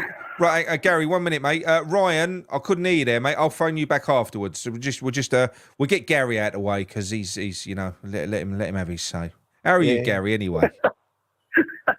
How am I? Hello, Gary. Hello, mate. This is therapy tonight. Isn't it? We all need this tonight. It's therapy. Yeah. therapy. Yeah. I wasn't think even so. I wasn't even going to call in tonight. I was just going to sit and listen tonight and watch because Yeah. there've been some embarrassing moments this season, Gal, but it was getting beyond embarrassing now. It got to the point today. I was sitting with one of my mates, who's an Arsenal fan, watching it around his house, and at 3-0, I said, this could be another 5 or 6-0. And it's just shocking, isn't it? It's just... Gary, very quickly, can you remember this happening before? This many hidings in one season? It didn't happen with No, Sam. not It really. didn't happen with Sam. Even the Evan Grant one, I don't remember. You know, it's so strange because when you look at the first 2 seasons under Moyes, we never let in more than 1 or 2 goals a game, even against the top sides. We only lose 2-1. But since last season, this season, it's carried the league. Skip the cup for a minute, the Conference League. The league form is I think we're missing not just Declan Rice. We are missing Declan. There's no doubt about it. You can't, no. But I think Dawson as well. We've not replaced Dawson, have we? You know, no. And when I saw a Bonham and Zuma, you can't have them in a pair in the Premier League. This is too slow. I was hoping Mavropanos would be fit today because he just failed a fitness test last week. So I'm surprised he wasn't playing. Yeah. It's another thing he said. It's another thing he said, Gary, in his post-match interviews today, which I thought was classic. He said, "Don't forget." On He said, WhatsApp. He said, add me on WhatsApp and then call me on WhatsApp and then you can phone in. Go He on. said, don't forget, these same players I put in the team today, they drew with Liverpool last week. It's like, fucking hell, Liverpool were shit last week. It weren't a good Liverpool. Stop saying it as if they were good. They weren't. No, they weren't. No, they weren't. I mean, to be honest, the new manager coming in, I mean, it's not that hard work when you think about it. The first thing you do if you're a new manager, you rip that defence apart. Like I said last week, you start again with the defence. Yeah. That's where the problem is. 70 goals says its own thing. Yeah. You get two new centre halves in who can tackle, who are quick. You get rid of Bono and Zuma. You have Mavropanos as a backup. Aguerd, maybe, if a new manager come in, might see the best of him. I mean, I know he's disappointed us, really. But when I looked at the league table tonight, even after that game, I was thinking, even if we got rid of Moyes 5 or 6 games ago, so you look at today's game, Palace, Fulham, Newcastle, even a decent manager then, even an interim manager coming, or even like Noble or Nolan, would have lifted the players. Couldn't have done any worse. 6, 7 points. We could be in Europe again. Yeah. That's the Couldn't have frustrating done part any about worse. it. Yeah. No, I agree. No, it couldn't. Yeah. It's so annoying because, like Nick says, teams have been dropping points left, right, and centre this season. It was there for us, but Paqueta, I mean, I think. Well, I know I've been having a moan about him for a few weeks, but since the Wolves game, he's just not turned up, has he? No. He's and I think again, Kudos out on the left again, Gal. Kudos out on the left again. He was the one player on the pitch, apart from Areola, who was trying, taking players on, and again, stuck out on the left. Put him in the middle. I really feel for him, Gary. I feel for him so much. His body language, he looks fucking. He looks, most of the time, he just looks so down. Kudos. Yeah. But what damage is being done here, Gal? That's the trouble. What worries me? I know. Kudos going to think, this could be knocking. This could be knocking their confidence for real, right? This could be. I was saying last week, it's not about the club. I don't know what it is, DNA West Ham. When it's going well, we're okay. When it goes wrong, it fucking goes wrong. And it's just an absolute fucking shambles. It's so embarrassing now that, getting beat 5 or 6-0, it's not a surprise anymore. No, not anymore. Look, I kind of predicted this before the game, and this is what I mean. This is why I can't understand why he's still in post now. This isn't a desperation, Nick, I want Moyes out thing now. This is take him, even for him, Gary. At the moment, you're looking at the geezer now. He's fucking done. I've said it earlier on. He ain't shooting a fish in the barrel, shooting a dead fish in the barrel. He's gone. Like one of those horses that falls at the Grand National, and they have to put a tent around them and put them out of their misery. Right? That is what Moyes is like. He needs to be put out of his misery. It's ain't good for him. Ain't good for us. I was trying to explain to a mate today, who's an Arsenal fan, about Moyes, and because you get people saying, people from outside the club, all the usual stuff about how well he's done over the years. But I was trying to put the other side of it, is that the youth, lack of playing the youth, the lack of the squad depth, things like that. And it's all come together at the same time. It's just terrible. I just don't know what, I think the moment we lost that game against Leverkusen, that's it. The season was over. I think, as far as the crowd's concerned. Yeah. I think that's it. Because when you look at that performance in that first half compared to now, there's no comparison, is there? None at all. No, absolutely not. I mean, I'll tell you, Gary, let me ask you something. Obviously, you've been, what's the word? You've been a patient fan this year. You've been patient. You've been giving Moyes the benefit of the you've been giving Moyes the benefit of the doubt and everything else. Let me just ask you something. If you was to find out that for some reason, David Moyes was given a contract next year, how would you feel at this point now? Well, I can't believe it would happen now, because I think the damage is done. Unless Moyes is going to turn around and say, "Well, I'm changing my ways. I'm going to play with the youth. I'm going to have a bigger squad," which he ain't going to do. He's never going to do that. No. Thing is, mate. Sorry to interrupt. Thing is, what is most annoying with this, right?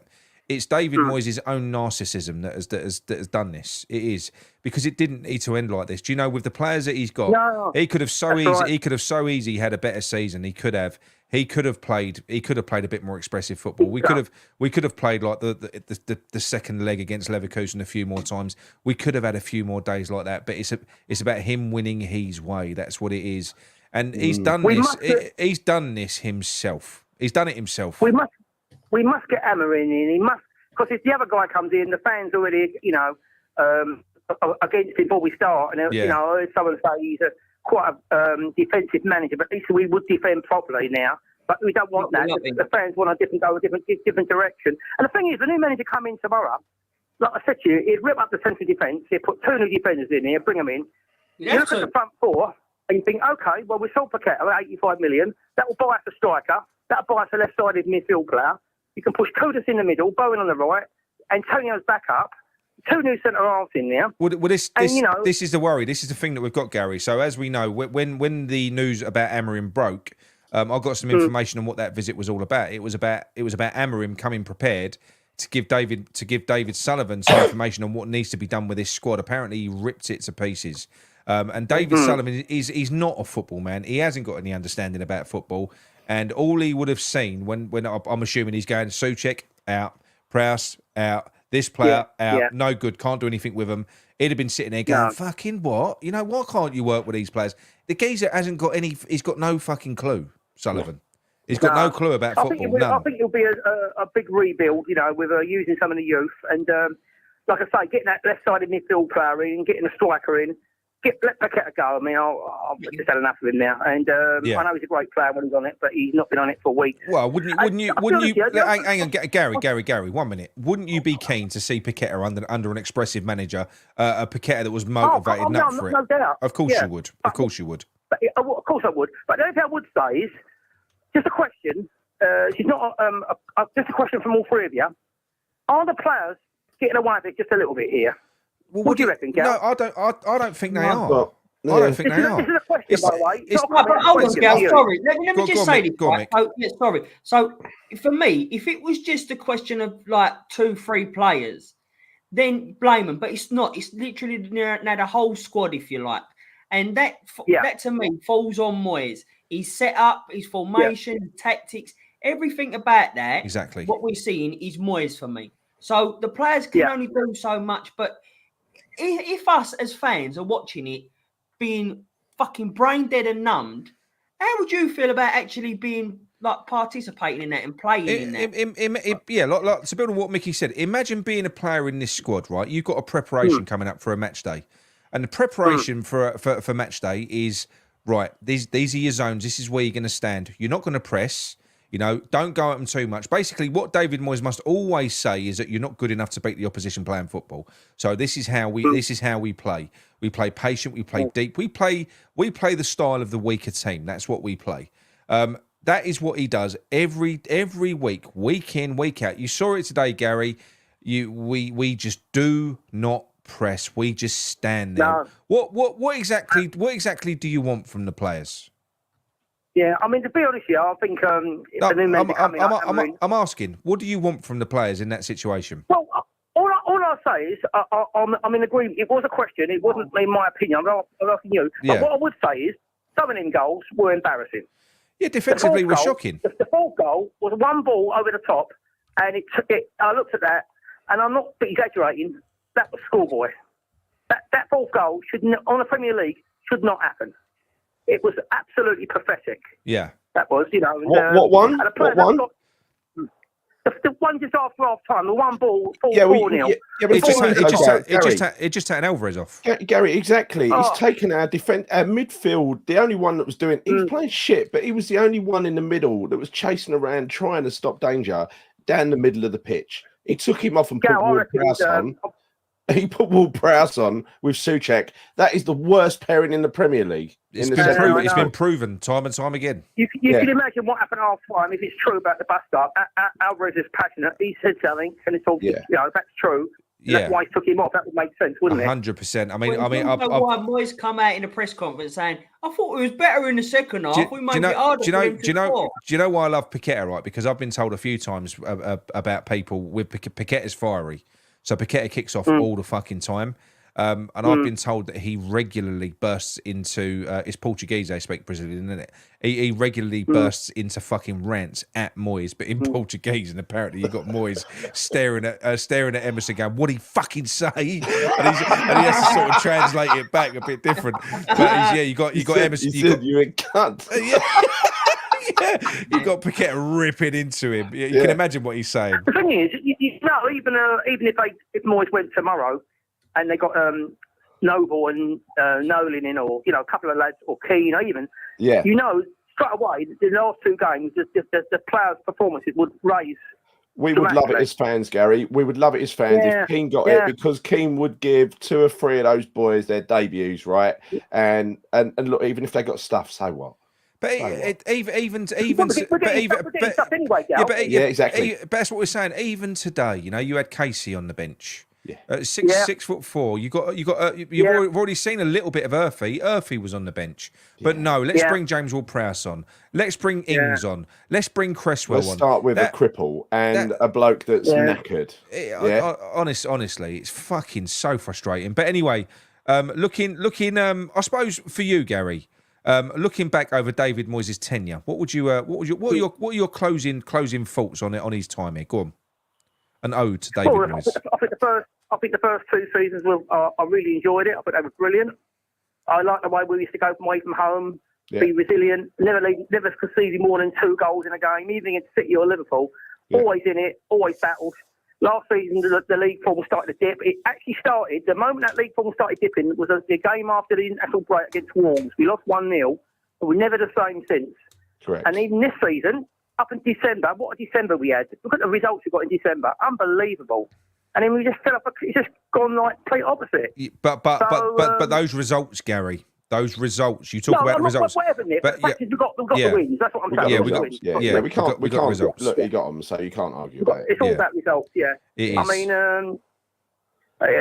I just try to be positive about it, but it's embarrassing now. I feel embarrassed. I mean, look at the goals this season. I mean, 5 at Fulham, 5 at Palace, 5 at Chelsea, 6 at Arsenal. Mate, the last time we conceded 70 in the season was in 2010 and 11. We've still got City to play. We've still got City to play. Yeah, I know. That worries me, that game. Well, I think City tend to stop at 3, right, Gary? They don't. No, because it could come down to goal difference. That's why they're trying to pump up their goal difference at the moment. Yes. It all depends also. To be honest here, you've got a point. If Man City draw one game against Tottenham away, and their record at Tottenham is terrible. They ain't drawing at Tottenham. Tottenham, and then it could be getting goal difference. No, it could be goal difference. But if as Gary said, if they draw against Spurs, that means that they've got to win on goal difference. That means it's going to be a cricket score. They're going to go for it. Yeah. Oh, fuck. Yeah, that's what. But you asked what's happened there. I mean, I think we just got to look ahead to next season. I just hope we get Amorim. I mean, just for once, I wish the club would do the right thing. So do I. Yeah. But I don't think they will. But anyway, Gary, it was lovely to talk to you, mate.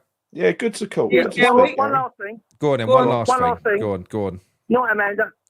Not Amanda. But Gary, do you know what? But Gary, I do want to say before you go, you're a regular caller, mate. You always phone in. Thank you very much for. Cheers. I know we've had a few spats in that, but that's why we love you. That's why we love you. You provoke me. It's good. Yeah. It's very much appreciated, mate. It always is. It's good, but yeah. No, thanks. Brilliant show, lads. Thanks very much, Gary. Cheers, Speak to you soon. See you Cheers, later. mate. Bye.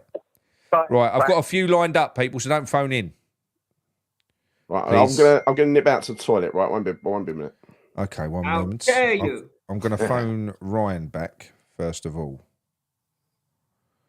Oh, yeah. Let's see if I can find it. Where is it? So let's have a look in the chat. Come on, people. Oh, there's loads of them. It's just a lot of emojis coming up. Got Leo. Oh, I answered the phone to Ryan, didn't I? Well, no, you tried phoning Ryan up, but it cut off. Oh, there you go. There's Ryan. I got him here. Come on, Ryan. Let's see if this works. Hello, Ryan. I can hear you now, mate. Yeah. I don't know what happened there. I just cut out. Oh, no, got no clue, mate. How are you? You all right? Well, far from today. Yeah, I'm all right. Yeah, it's just another embarrassment again, isn't it, mate? It's just fucking. When's it ever going to end? It is awful. My granddad texted me this morning. He was like, "Oh, we're going to get thrashed 5-0 today," and he texted me afterwards going, "Oh, I should have put a bet on it." But it's just the writing's on the wall. Like before the game even starts, you think you see Ogbonna and Zuma. It's like having a retirement home at centre back. It is. Like how can you play both of them? You've got a cripple and you've got a guy that's nearly 40. I know. And you're playing against their attack that was the average age of 22. I know, mate. I know. And it's suicidal. And do you know what amazes me is how David Moyes will come out in his post-match press conference when he's laid his team out like lambs to the slaughter against his fucking rapid outfit, and then he throws them all under the bus in the post-match press conference. Do you know what I mean? He's just an embarrassment. Realistically, he is just embarrassing. The way the way he can play that team and then go, oh, you know what? They done bad. When it's his own fault. You don't fucking coach them. Yeah. So how can you say someone's done bad when it's your tactics that have made them play bad? It just doesn't. He doesn't make sense with what he says. And also, I thought when he took Paqueta, when Paqueta, he went down, and he brought someone up, I thought, Earthy would come on. I carry on watching it. He brought Creswell on, and I thought, fuck it, I ain't watching anymore. Why is he bringing 35-year-old Creswell on for Paqueta? It's just, I just don't get why. They're 3-hit games. Exactly. Play the youngsters. What's the point now? Exactly. Everyone was screaming out for it, weren't they? I think we all were. I mean, if you look, he did it against Fulham. To be fair to him, he did it with Earthy, and do you know what? That sparked my interest again. The minute he came back on, the minute that Fulham, the minute that Earthy came on, it triggered me interest again. And he was good as well. He was good. He was good. Yeah, he was good. I just don't understand it. You can see he's playing well, just play him. I think against Luton at home, because this is massively a free hit. We're not getting it at all now. He can get that out of his mind. Just play some of the youngsters. Yeah, just play him. What's the point? Not. Well, he won't do it. He will not do it. He won't. He'll refuse. It's still mathematically possible until United win. So he's just I can't be bothered to actually even talk about the bloke. I think it's just about him trying to get in that top 10 now. I think that's what he wants. I think he's terrified about dropping out the top 10. I don't think we'll get top 10 at all. I don't think with Brighton winning today now. I don't think we'll get it because I think we'll lose. I think we'll lose to Luton. Did Brighton win? Brighton beat Villa 1-0. So are we 10th? I'll have a look where we are now. But no, I think Brighton are 2 points off us or something like that, but a game in hand. Oh, fuck. Or it's something like that. Or they might have played the same games as us. No, they haven't. They've got 3 games left. They've got 3 games left. Brighton game in hand, and they're 2 points off us. So we'll go down to 10th, and then who have Bournemouth still got to play? Game in hand, and I think Brighton have got a tough run in. Gary, Brighton have got a tough run in. Gary, I can hear myself. What have you done? Oh. Sorry, that was my fault. Okay. You're really loud as well. No. Gary, turn your volume down a bit. Yeah. I ain't changed anything. Oh. Go on, carry on. Sorry. Just adjust it a little bit. Turn it down a little bit. Turn it down a little bit. All right, then. There you go. Okay. Right. But the thing is, as well, you think say we don't win either of our last 2 and Fulham, Wolves and Brighton all won, we could end up finishing 13th. Yeah. No. It's unlikely. I think we will finish outside the top 10. It's unlikely. Yeah. No. We could. No. To be fair, mate, we deserve to be 13th or 14th. Yeah, we do. We do. We've been awful. We've got one of the worst conceded goals, shots faced. The only teams that have conceded more goals than us is the bottom 3. Mate, the bottom 3. They are. But you're talking about, that in 2024. We've conceded. I think it's only Sheffield United that have conceded more goals than us in 2024. Yeah, it is an absolute joke. And he's a defensive manager, is he? Yeah. Apparently so. He's a defensive manager. Yeah, mate. And he always wins, like you said. Yeah, he's a winner. I know. He's a winner. He's a fucking plum. He is. I'll be glad when this is. I'll be glad when this is all. Did you see how many fans walked out as well? But past the 60th minute. Yeah, they'll walk past me. Yeah. It was ridiculous. Oh no! I don't think I've ever seen that. Can you blame him? An away game? I've not seen it as bad as that. Not an away game. No. That is awful. I think Brighton. But then why are you going to watch it? We're playing passive. What is the point? We don't want to. We're not chasing the ball at all.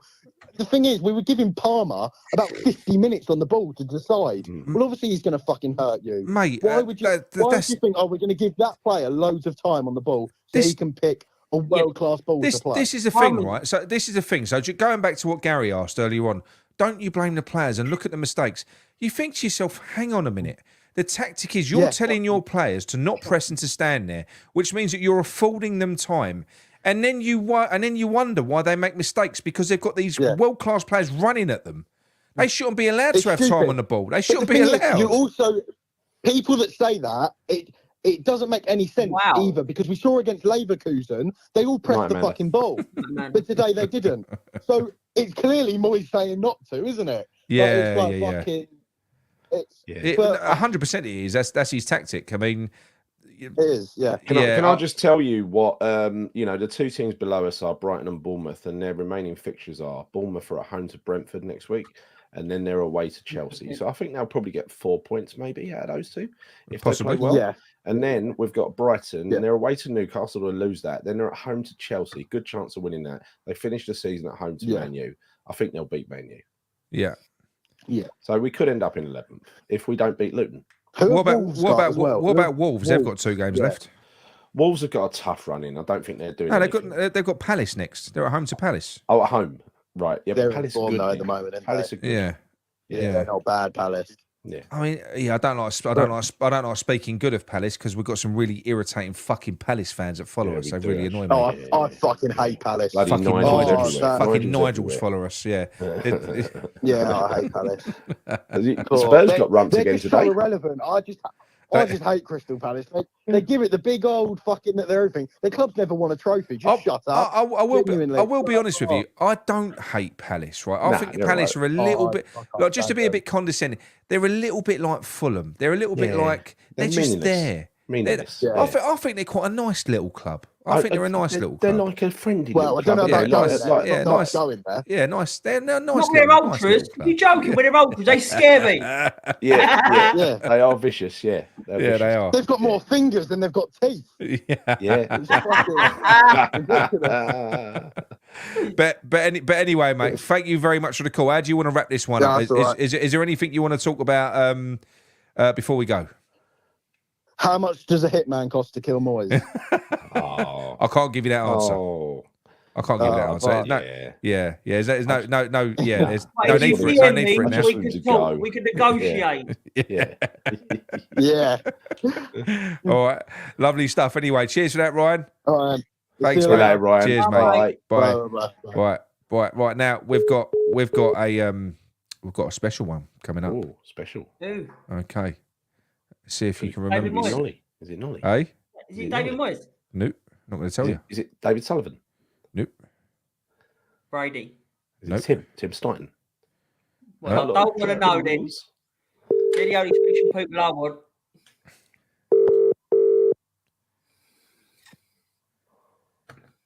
Yeah, Alec, do it for free. Oh. Hello, is that Jonathan?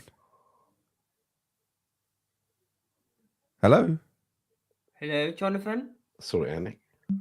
I'll phone him back on the. Well, you're having a mare tonight. Yeah. Oh no, it's not me. Yeah, Nick, they're just not coming through. Are you doing a special fire sale on the Moyes? I am. There ain't none left. I don't think. None left. They're all gone. No. They'd be a collector's item one day. They are. Collector's item.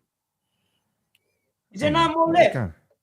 Hey? Right, I'm gonna sell my used one for 50 notes. We're gonna get another batch for when he comes back. Let's see if it works. I mean, it is rigging. It should work. Sporting have won the league tonight. Yeah, hello, is that Jonathan?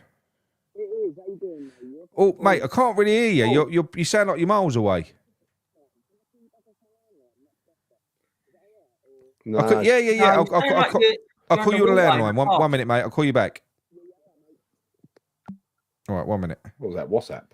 Yeah, it must be. Hang on. 2 seconds. Right, this have a dance off with the Arsenal ultras. Huh? Gonna have a dance off. Palace against. La la la la la la la la la la. Oh fucking hell! What is going on? Hang on, one second, people. Bear with me. I'm having a nightmare here. While you do that, then we'll fill the gap with la la la la la la la la la la. Right, here we go. That should work now.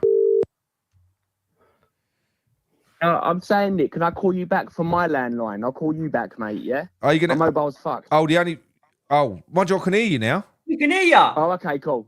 All right, good. Let's go. Right. Let's go. Jonathan, how are you? Been a long time. With obviously, you know, you fell in love with us and you fell out of love with us. Are you back in love?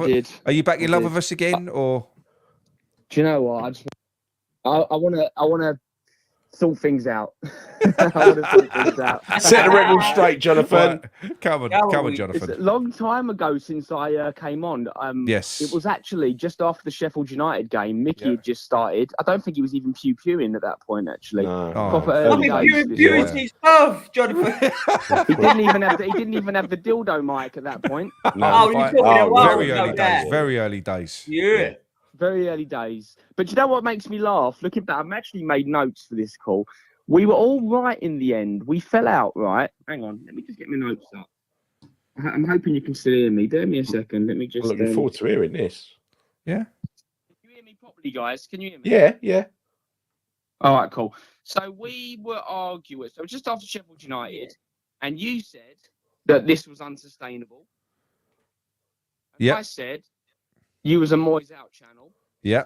Obviously, before you, and we all took offence. You are. Hang on, mate. Jonathan, you are dropping in and out at the moment. In and out. Call on your landline. Call Nick up on your landline. Oh, I'm back now. Oh, you know, I'll he's call you back off the landline. no. Stay on there. Go on. Do it that way. Go on. Do it that way. Go on.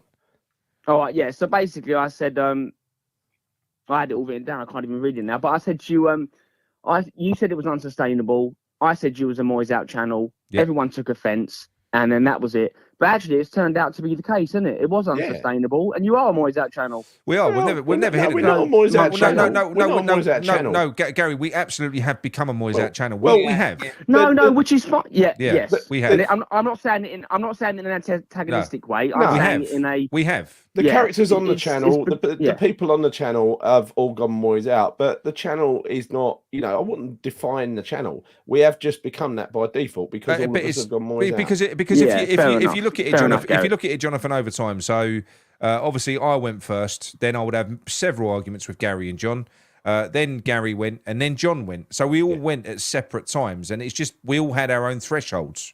And then basically, when everybody on the channel, where we did all have different opinions, when all of a sudden we all become aligned, if you want to call us a Moyes out channel because that was our opinion, then I suppose that we are, because we wanted Moyes out, and we do want Moyes out. So exactly right. And that's what we respect are, you because you've stuck to it, and you've actually ended up being right. Oh, you gone again? You gone again? Yeah. Oh, fuck's sake. Say that again now, Jonathan. What were we? Hang on. I'm going to go back. Let me just read what I want to talk about. Right, okay, you've ended up being right. Yeah, love to hear that. Yeah, guys. You have. Now, basically, I want to talk about a couple of things, and obviously I'll answer questions if you want as well, but starting off with Moyes, and then I want to move on quickly, if we've got time, to Lopetegui, Tim, and Sully. Okay. Yeah, go on. So, hang on. Again, read my notes. He's got his notes on his phone, hasn't he? You got your notes on your phone. Well, I've got notes, but I can't do it on loudspeaker because you can't hear me. Oh. No, you go really quiet on loudspeaker. Yeah. Really quiet. Is there any way I can call you back off my... Yeah, call back from your landline. Do that. Let me call you back. We'll have a better conversation. Yeah, go on. I'll look forward to this conversation. I don't mind. He's all I've taken from it so far is that we're right about Sheffield United, and we are a Moyes out channel, and we were right. Yeah, there's a lot of rights in there. Well, we were right to be Moyes out. Yes. Yeah, absolutely. There we go. Oh, fuck. What's going on? Black Country. Can you hear me? I can hear you now, mate. That's better. That's better. Yeah, better? Yeah, that's better. Yeah. Go on, mate. All right, cool. Right, starting off with David Moyes, right? Yeah. Before I even get into it, I'm going to get to the sort of the negatives afterwards. But yeah, he's time to go. It's done. Yeah. And I mean, he's going anyway now, so it kind of doesn't even matter. But I do think that's the end, and it has to be, right? I want to say about the things that actually, it's a question rather than anything else. I don't know if you'd agree or not. The things that I think he's done well and leaves us in a better place than when he started. Please. I think he brought to the club a bit more consistency than we'd had previously. We got the trophy, and we've got a lot. We've got a decent. The squad's not great, but we've got a good nucleus, and we've got quite a bit of money in the bank to move forward now. I don't think he should be allowed to spend the money. No, I'm not happy with the style of football. We need to move on. But I do think that he's leaving the club in a good place. Does that make sense? Yeah. So that's one thing I do want to say. So when you say he's leaving us in a good state, a good place. So because how I read that is a manager that comes in next year has got a good foundation to build upon. Has that manager got a good foundation to build upon? Yes, I think so. I disagree with you. He hasn't with players, is he? Yeah. I disagree with you. Surely all Moyes is leaving behind is that squad. What do you think of the squad? The bench isn't very. The bench isn't very good. I think the first.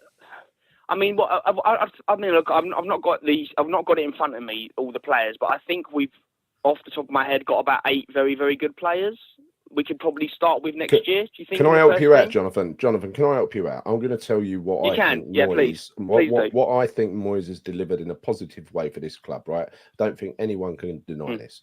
We are now established and seen as a team that plays in Europe. Yeah? Yes, and we're quite good in Europe. Yeah, and I think that is what he's brought to us. Yeah, no one can deny that. Yep. But I do strongly disagree. I think whether it would be David Moyes that was here next season, or whether it's someone else, it's going to be someone else. I think that this squad is way worse than what David Moyes picked up. Way worse. Mate. If you think about it, you had a younger fit Lanzini. You had Mark Noble. You had Declan Rice. You had Pablo Fornals.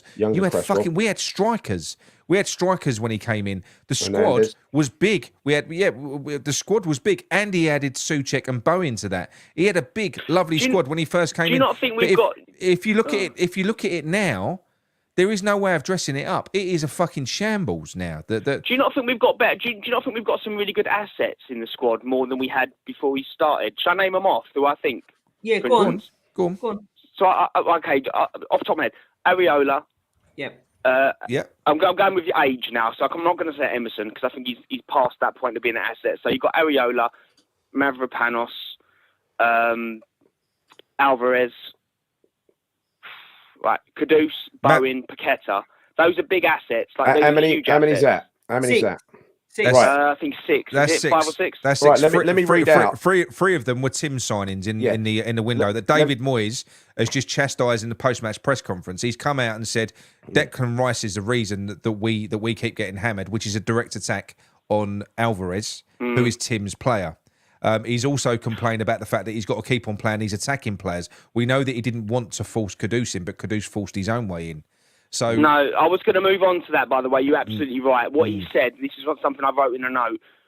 What he said about the Declan Rice comment was really, really disrespectful to Alvarez. Yep. Yeah. And look, I think losing Declan Rice, a comment by itself is fine in a different context. If you said, look, we lost, the way he said it in a way, it looked like what he was saying was Alvarez is shite. It's what he was saying. Jonathan, and he'd just taken Alvarez off at half time as well. Jonathan, can I just that was a terrible thing to do.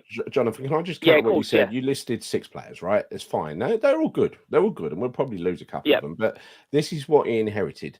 Felipe Anderson, who was good at the time. Antonio, he was 5 years younger. Haller. Connor Coventry. Aaron Cresswell, 5 years younger, good player. Issa Diop was a good player at the time. Fabianski, 5 years younger, Fornals, in his 23. Ryan Fredericks, Jimenez, whoever that is. It was Roberto. Sebastian Haller, again, in his prime. Javier Hernandez, Ben Johnson, Manuel Lanzini, 5 years younger. David Martin, all right. Masuaku, all right. Ngakia, Mark Noble, 5 years younger at his prime. Angelo Ogbonna in his prime, 5 years younger. Declan Rice, he'd just become a regular first teamer under Pellegrini. Carlos Sanchez, Robert Snodgrass, Jack Wilshere, mistake, Andrei Yarmolenko, and Pablo Zabaleta. And he added to that Jared Bowen and Thomas Souček. Now, that to me, that's true. Can I counter that a little bit, though? Can I counter that a little bit? Yeah, go on. So what I would say is, with that group of players, right, we've had, again, the football's been actually awful. Like, I have before I even start saying this, I was up until January. I was holding out a lot of hope for this, and I actually really, really enjoyed December. I mean, maybe not the football, but the results were amazing. The results were fabulous, I loved December. Since January, it has been dog shit. It's been sort of back to where we were last year before the World Cup, that kind of thing. Yep. Horrible, absolutely horrible. But what I would say is, with the squad you just said, Gary, which is true, it was a good squad. We did get so we got two. I'm going to say top 7-ish finishes. Yeah, he added Lanzini to top that. 7-ish finishes. Yeah, and he finished sixth. I'm going to say we've got two, and Lanzini. Yeah, we've got two top 7-ish finishes. This year's a top 10, whatever.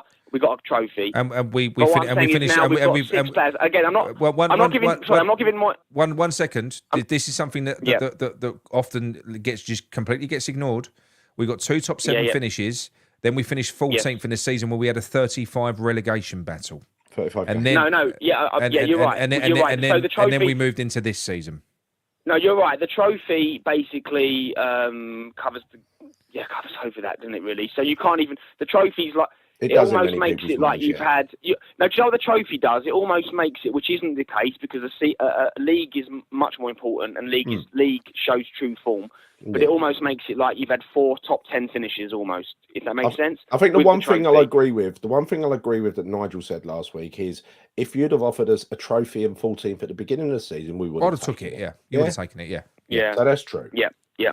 Yeah, but so what I'm saying is, so with the squad of players that Gary said, which is a good squad, he achieved what we should have been achieving under Pellegrini as well. Yeah. Whatever, any good manager should have done what he's done. But the thing is, 1 second, Pellegrini had 19 points from 19 games when David Moyes came in. That's all that David Moyes achieved in the second part of that season as well. I agree. But there's nothing to say that Pellegrini couldn't have gone on to have done that. It was Roberto. It was Roberto because Moyes added. But do you know what? Maybe it's the way I'm saying it. And maybe I'm making it seem like it's all Moyes that did it, and maybe that's not true. And I can understand why you're kind of pushing back on it. But he's. Let's just say, the thing is, it's not even hit. Forget David Moyes. No, we can't forget it. But he's leaving the club. So he is factually leaving the club. It's not him that made our youth teams really, really. I'm kind of talking about the club in general. The reason we're excited about what do you think about his use of youth players?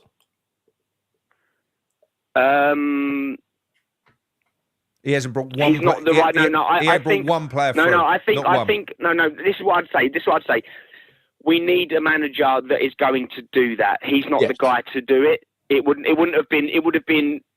He just couldn't do it, basically. So, it's time to move on. What I'm saying is maybe we should take Moyes out of the conversation slightly with this and say I'm actually quite happy with where the club is at the moment, in terms of we've got about 6 assets that are worth between 50 and 100 million, I would say, right? And that could be down to Tim Steindon or whoever, right? But we've got 6 really good players that we can make a lot of money off, or we can build the team around. Yeah. We've got one of the best youth teams in the world, because if they're one of the best youth teams in the England, they're one of the best youth teams in the world, right? Absolutely. I would say. Yes. I think right now, we've got a lot of money in the bank. The thing about the money in the bank thing is, it's a weird one. It's a double-edged sword. We shouldn't have as much money in the bank, because Moyes should have fucking spent it in January. But the fact that he didn't actually helps the next manager out, but it fucked us up this season. January was an absolute disgrace. Yeah, what happened in January? And he just did not want a player of like I say. He's actually, and if you don't believe that, Moyes has come out himself and admitted that in the Standard. He said he likes a small squad. What it was, Jonathan. He hates Alvarez. He doesn't like Alvarez. He's a team player. Why? He can't stand it. Why? I can't understand that. No, he brought Phillips in to replace Alvarez. This was the reason why Phillips was brought in. Phillips was brought in to replace Alvarez so that he could have Phillips, Souček and James Ward-Prowse in the central midfield. That means that Paqueta had to play left wing. Now, that's why he was turning down left winger after left winger after left winger. That's the reason why, because his wet dream was to have Phillips in there. Alvarez was going out. It's only because Phillips was just shit. That's the reason Alvarez. That is a fact. Yeah. And this is the thing. This is how narcissistic he is.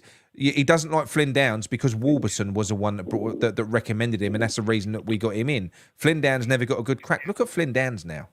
Are you telling me that Flynn Downs wouldn't have been a better backup than Phillips? Of course he would.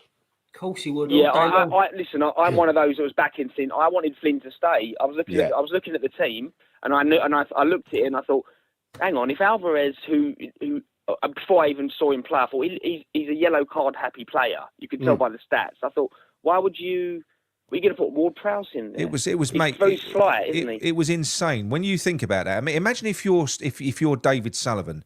And David Moyes has sent Flynn Downs out on loan, and then David Sullivan comes to you and says, "I want to pay $7 million for a few months of Calvin Phillips to come in and be a backup I want to sell Alvarez." A player who loves the club in his prime, Spanish international, for the same money. Yeah, and I don't want anyone else because Phillips is all I need. And then he comes out, he says, a small squad is great, but then in the next breath he'll moan about the amount of fixtures that he's got. It's like he didn't even know that he had Europe. He didn't even know that he had these other competitions. He's complaining about it. We played 14 games more than these other teams. Well, that's why you need a bigger squad, Dave. Chelsea played 2 days ago. We played 8 days ago. Yeah, absolutely. That's right. And look how fresh they looked compared to us. And what happened with Fornals and Benny? Obviously, they were doing everything to try and force their way out because they were miserable, upset, desperately wanted to get out of the club. Fornals a player that we all love, and Benny, divides opinion. But again, another player that was shit on by Moyes. And what happened there? Moyes sanctioned the exits of these players, didn't want them, and right at the last minute, Sullivan did very clumsily try to pull the pin on those deals. Right, I'm not going to be disingenuous because if I was on a different type of show, can I say this now, where it wasn't the feeling they have about Moyes, I'd probably be speaking differently because I'm on your show, going to respect it, and I'm going to say things that I am unhappy about with him, and I think you'll agree. One of the things which I found loco, absolutely crazy, was you get rid of. When he got rid of Fornals and Benny, right, I thought 100% we were going to get a left winger in, right?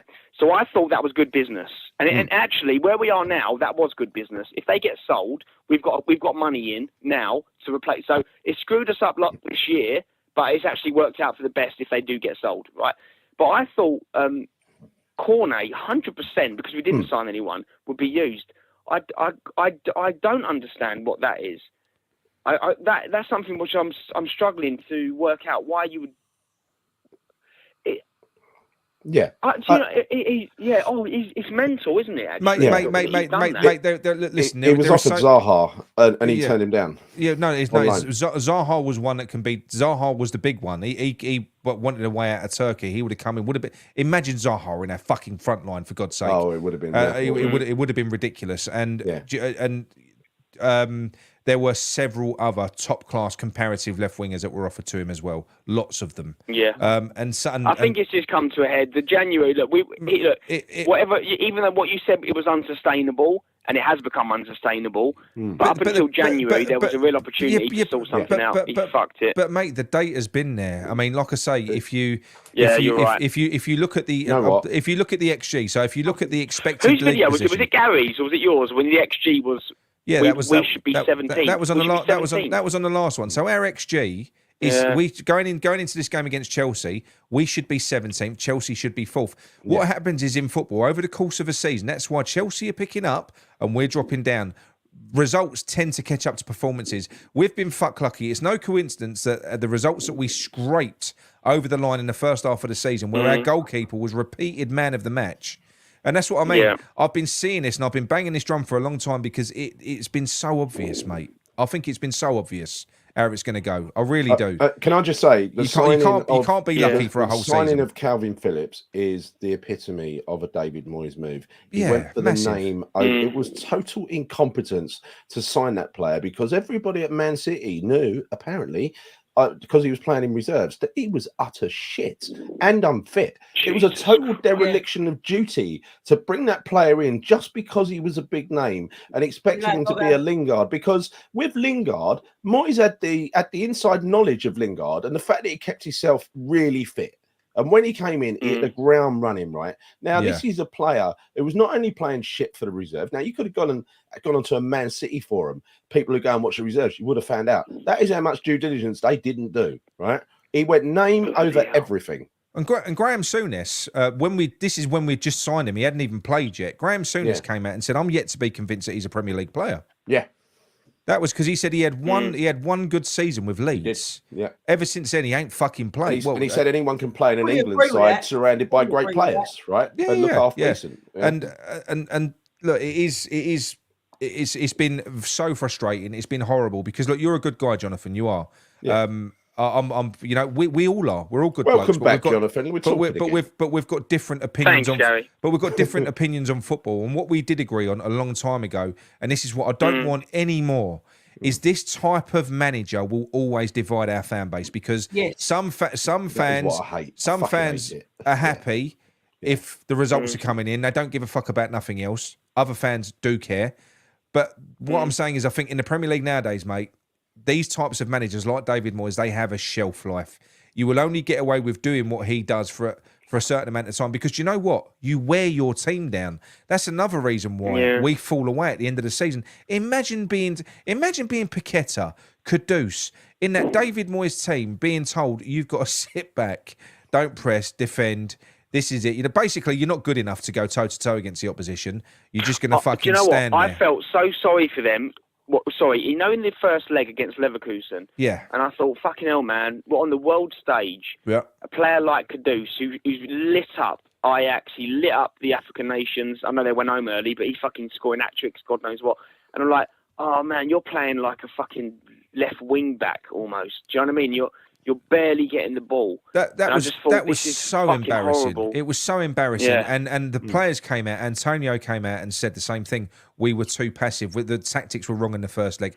James Ward-Prowse said the same thing. And look at the way we fucking took them apart. Because you know something? Leverkusen, they're not a team full of superstars. They're not. They've got a great manager. No, they're not. But and a lot of the games that they've won this season, they've been late. You know, they shit-housed wins against fucking Karabag in both legs in the previous round. You didn't have to treat them with so much respect. We literally played them off the park in the first 45 minutes. If we'd have had a bench like they had a bench, we probably would have gone on and got the goals that we needed. Probably would have.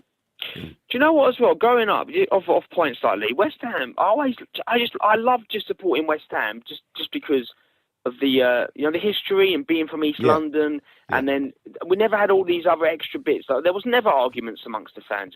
No, I don't remember it being like that. It was always such a. It was like, I don't want to say family club sounds a bit cringe, but it was so together. Well, have you ever fell out face to face, Jonathan, Mickey, Nick? Have you ever fell out face to face with a West Ham fan? Never. Me neither. No, never. No, never. No. The social media and this fan division has to stop. Right? Yeah, because it's names, awful. The names people call each other, and it's so disrespectful. And we've had more than our fair share of shit this year, honestly. Just because we don't like the manager, we've had some real nasty shit put our way. No, right? Newsflash, very quickly.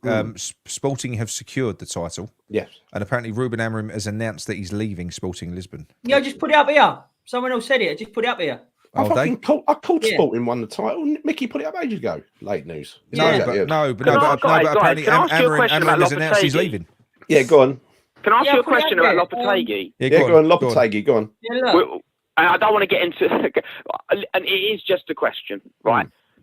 Is our biggest issue with him the fact that he's not Tim's pick, or is it him? No, it's his style of football. I'm not entirely sure. It's his style of football. I think when we've spoken before, I'm not criticising you. I think there are different types of fans. No one's right or wrong. We all like different things from football, okay?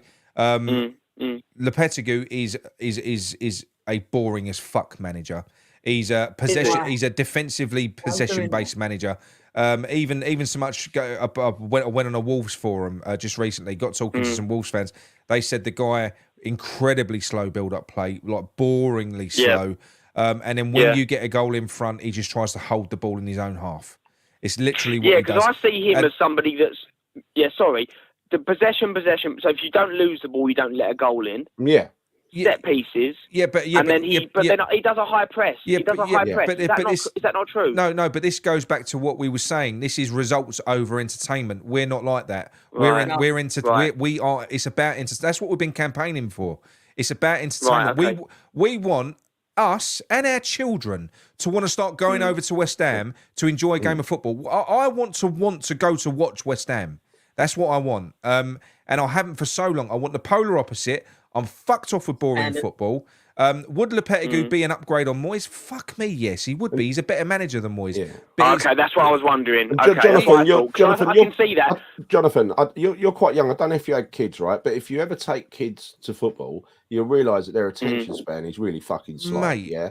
And a boring game of football where there's nothing happening on the pitch. I've heard so many stories of parents this year where the kids are just looking around going, can we go home? Well, that's just wrong. We've got one in the chat. I won't call him out, but he's basically said he's broken his heart this year. He's been forcing his kids over there. He's got his two boys. One of them's a teenager. One of them's just underneath. They're lifelong. They've been going over there. And he said, literally, they've both said to him, he said, what if we get another manager? They've said, no, Dad, I'm done. I don't want to go no more.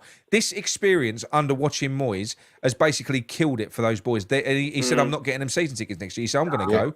He said, my boys ain't going to be going over there with me now. Yeah, it's interesting because I remember I'm youngish, but not young. Like I'm about your age, Nick. You are my age, actually. Yeah. So you remember when we was 18, 19, 17 or whatever. Di Canio and Sinclair, just having those two players, how fun it was to watch, wasn't it? This is what it's about. This is when I fell in love with football. Yeah. This is when I fell in love with football, and I want it back, mate. I do. Look, as great a night as the cup was, and it was. And I'm glad we did it. Different class. I'm glad we did it. But you know what? I'm not willing to sell my soul for a full season for the chance to win a trophy for one night. It's all about the journey for me. I'd rather enjoy the season. Enjoy enjoy going to the football. You know, I can't get behind that. I can't. Now look, if you're talking about boring your way to a Champions League final or boring your way to a league title, maybe you could buy into that. But we're talking about boring our way to 6th, 7th, 8th, 9th place. Fuck that. Why? Fuck that. Who wants that? There's a lot of people. The issue with Lopetegui is the issue with Lopetegui, from what I can tell, then, is that he's incrementally better than Moyes. That's the issue. He's incrementally better, and you were right. You were right with what you said as well. So ultimately, one of my main problems, because I speak to a few people, as I'm sure you won't dismiss now, because Moyes is gone. Like I said, he was. That one of the main problems is that he is a Sullivan pick. It isn't Tim. Yeah. And that to me destroys everything that I'm excited about next season. I'm excited about Tim. I'm excited. Do you know what?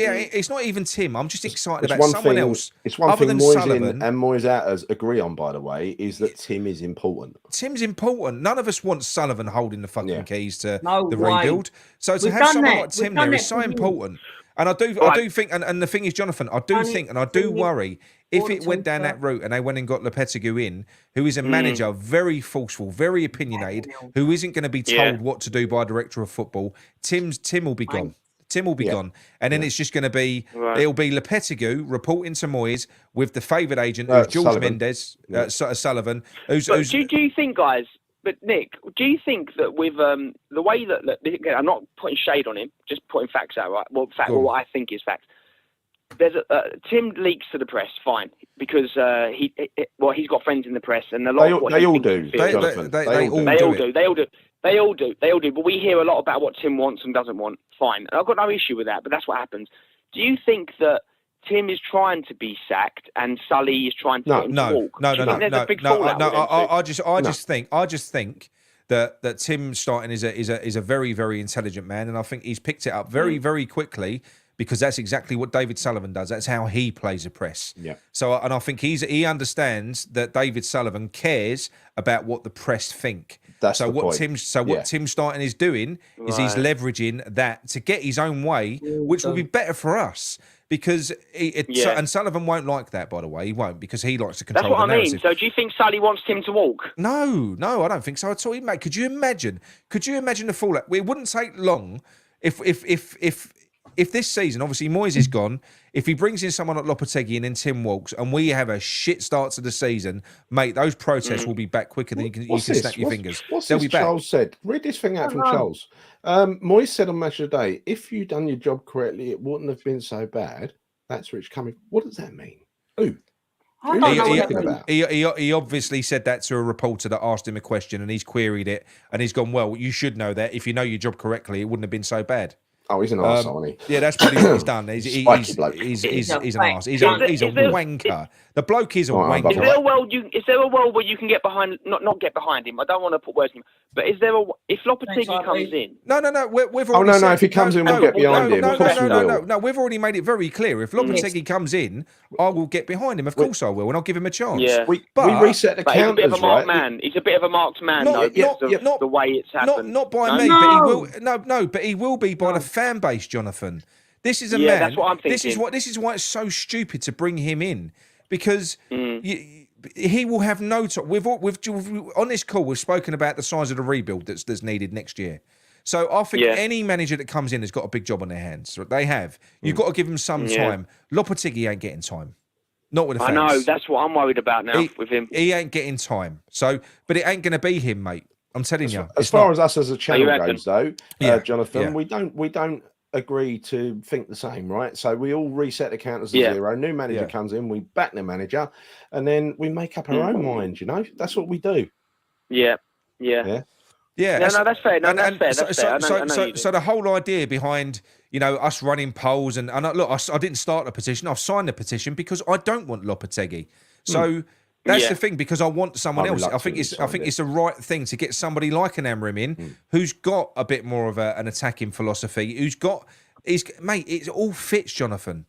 Listen, it all fits. So if you look at what Tim Starton implemented with Mark Noble with the youth academy now, because it was all scattered. Everyone played different styles throughout the youth academy. Now they play a 3-4-3. From the fucking under 21s all the way down to the kids. They all play a 3-4-3. Ruben Amorim plays a 3-4-3. This has been planned. I'm confident. I don't know. I'm not saying that I've got. I actually haven't got any information on the next manager. I don't know who it's going to be. I didn't know that was a 3-4-3. That's interesting. Yes, and Amorim plays a 3-4-3. Yeah, mate, it's going to be fucking good. So, but look, anyway. So look. Let's not talk about Moyes anymore. That's done. It's done and dusted. What are your expectations for the next season before we close the call, mate? I'm going to sneeze. Sorry. Go on. Shit, whatever. Sorry, it's coming. I don't know. I don't know now, because I don't know. Flipping hell. The best thing for us to do, the best thing will be to bring in someone like Amorim. Obviously, I think what we really need is a situation where Tim and Amorim are in charge, literally in charge. Yeah.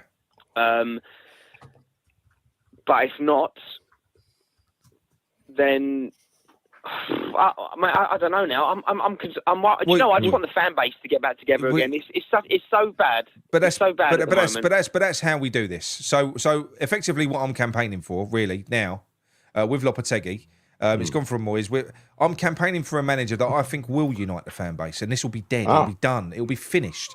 If you go out and you get a manager like that, of that profile, that ticks everyone's boxes, everyone's going to be happy. And all of the little to and fro, which there will be at the start, there'll be people sniping at each other at the start. It will die, it will go, it will just dissipate, it will disappear. And all of this will become a distant memory. But you need that manager. That man in that dugout is so important. And the other thing as well, we had a call on from John a little while ago. And he said the other thing as well, I want a manager that is going to go out of their way to endear themselves to the fan base. To actually sort of feel like they're one of us, like they're on our side. That's what I want. A proper man that galvanises. Look at what Klopp did when he went to Liverpool, for fuck's sake. You know, he's out there drinking in pubs with people. He's playing green lawn bowls with the old boys there. He's having a kickabout with kids on the street. I want a player that's going to come in and that is what I want. A character. Moyes ain't got fuck all of that. It ain't his fault. He came in to do a job. I will say he did that job well, but he should have gone a long time ago. He should never have got to this point. He would have had a legacy then. If he'd have left after the final, which is what I was saying, now I think you'll agree that was the right time for David Moyes to leave, wasn't it?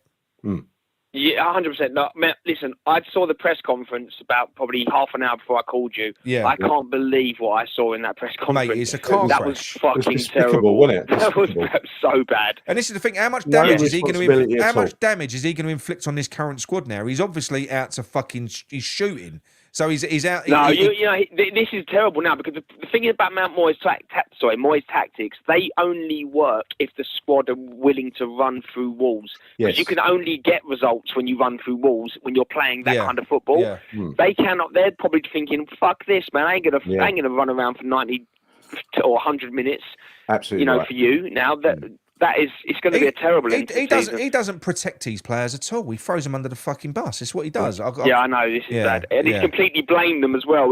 That conference was like the team's shit without Declan Rice, and this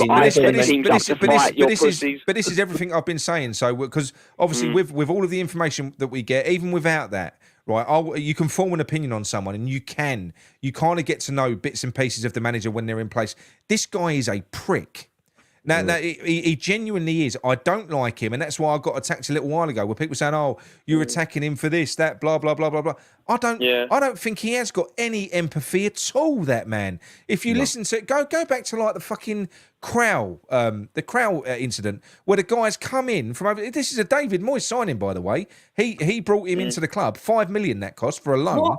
He hardly got any fucking time at all, and then he wouldn't even talk to him. Crow was sitting in his car, fucking a young guy from the Czech Republic.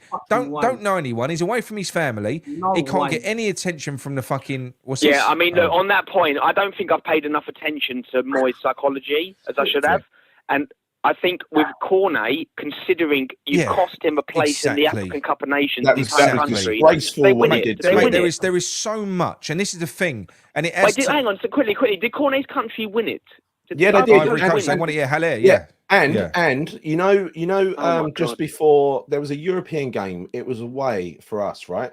And we were drawing, I think. And what happened was he put Cornet on. Cornet came well. Before the African Cup Nations, set up the winning goal for, I think, Souček. He was blinding that night for about 30 minutes, 20 minutes, something like that. So he's clearly up for impressing the manager, and you know he never got another game. Not another game. Yeah. And he scored against Sheffield United, didn't he, in the second fixture as well, and that was it, the end of it for him. He put Ings, Ings actually I know Ings is shit, but he finally had a decent game in the centre. And that was it for him. Well, it's another one. Ben Johnson. Every time Johnson's come on, he's played well this year, and then he doesn't get. It's been really bad. And you know another thing as well. And I will have a bet with anyone. Yep. When David Moyes is released, I guarantee you he won't have a Premier League job next season. I guarantee it. Listen, he will not have a Premier League job next season. No one's going to touch him. He needs big money to buy those proven Premier League assets that he needs. Yeah. In order to make a fist of it, right? And he's just like Conte. Well, he's a shitter version, but Conte, Mourinho, the shelf life's done. Yeah. They have a system that they stick to. You give them enough money, they'll bulldoze their way to trophies and bulldoze their way to results. Their managers are dying out massively. Yeah, like Mickey's right. They're no good. Yeah, Mickey's right. We're lucky though. We're lucky that we've been able to absorb his ability to waste money on players and buy players with no sell-on value. Because if he'd have been at a smaller club, he could have put them out of business, right? Well, Sunderland, he very nearly did. Yeah, I know. Yeah, Sunderland, he very nearly did. When he came in and he replaced Sam Allardyce, they gave David Moyes more money in that season than they've ever given a manager before. They were relegated at Christmas, more or less.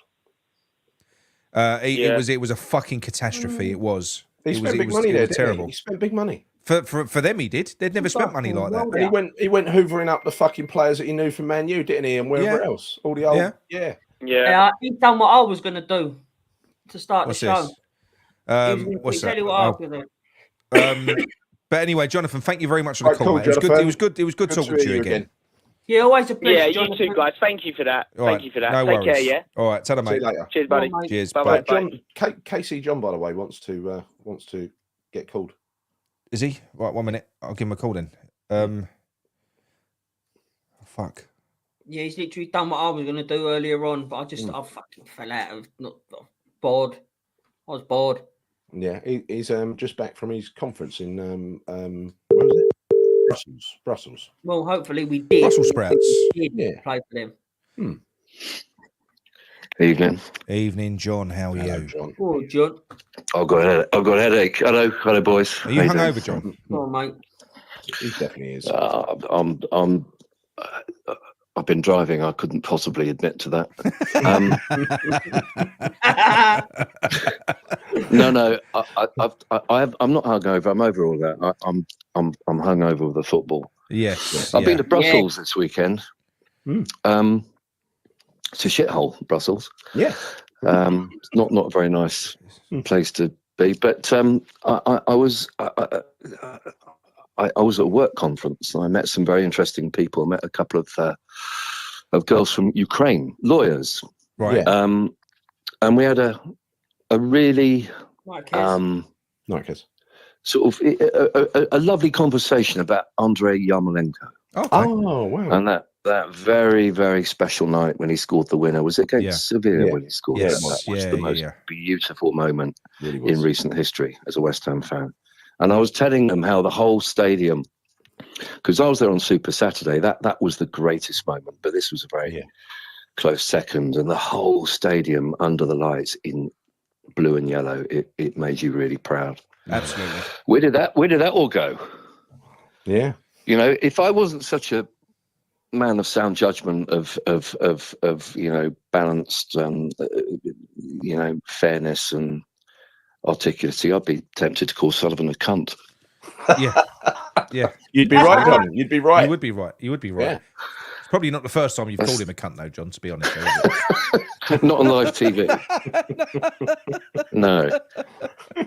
I mean, I'm afraid I with the greatest respect, I can't agree with your last caller who said he feels the club's in a good place. I think we're a basket case. Oh yeah, absolutely. I do think that we'd kind of won him over and convinced him that Moyes by the end of it. I think we talked him down.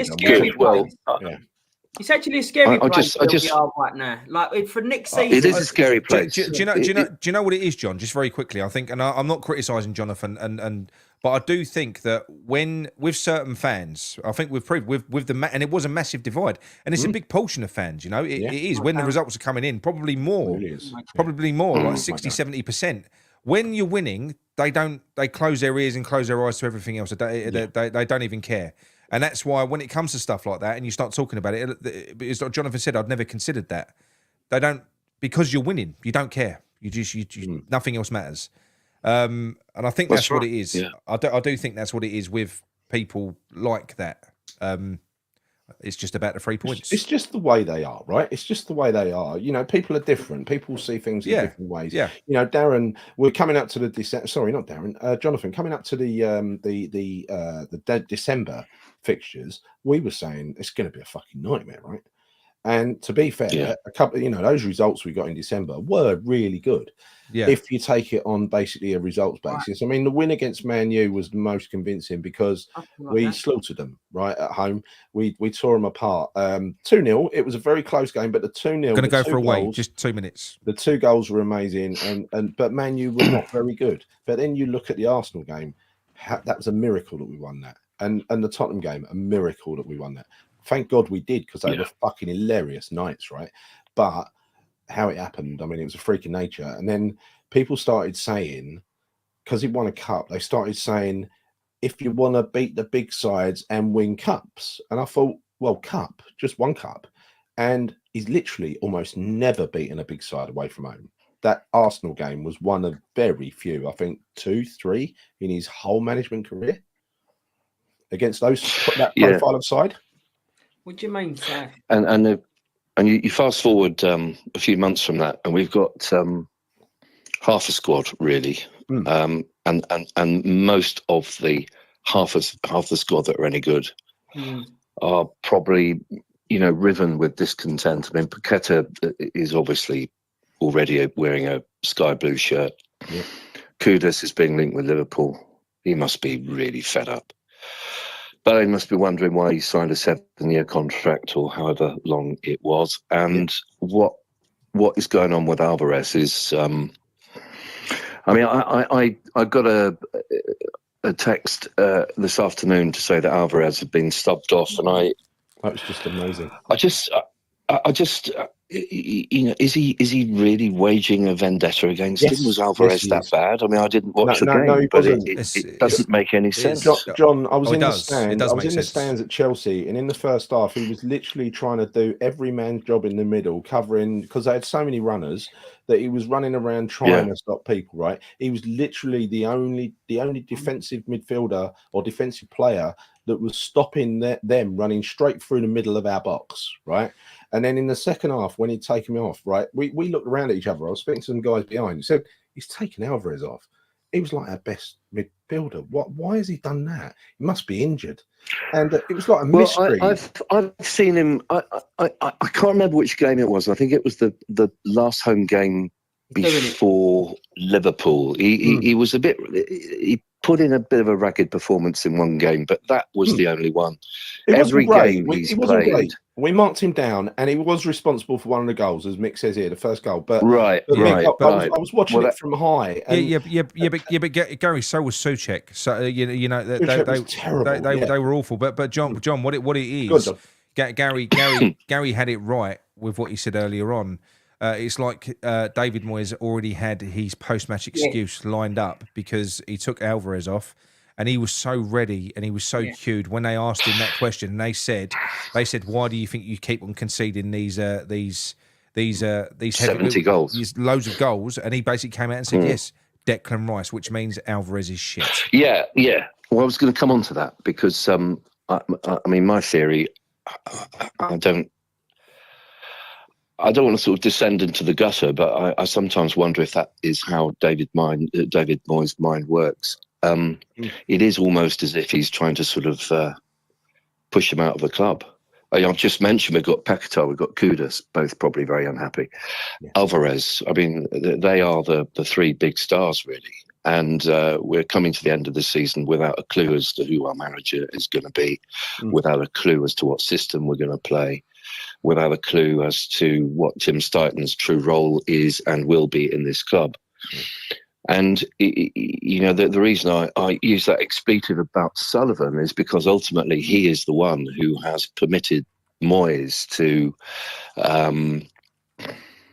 go on TV like he did this afternoon after the game and just once again trash the players and implicitly trash Alvarez, I think, saying people weren't doing their jobs correctly, etc., etc.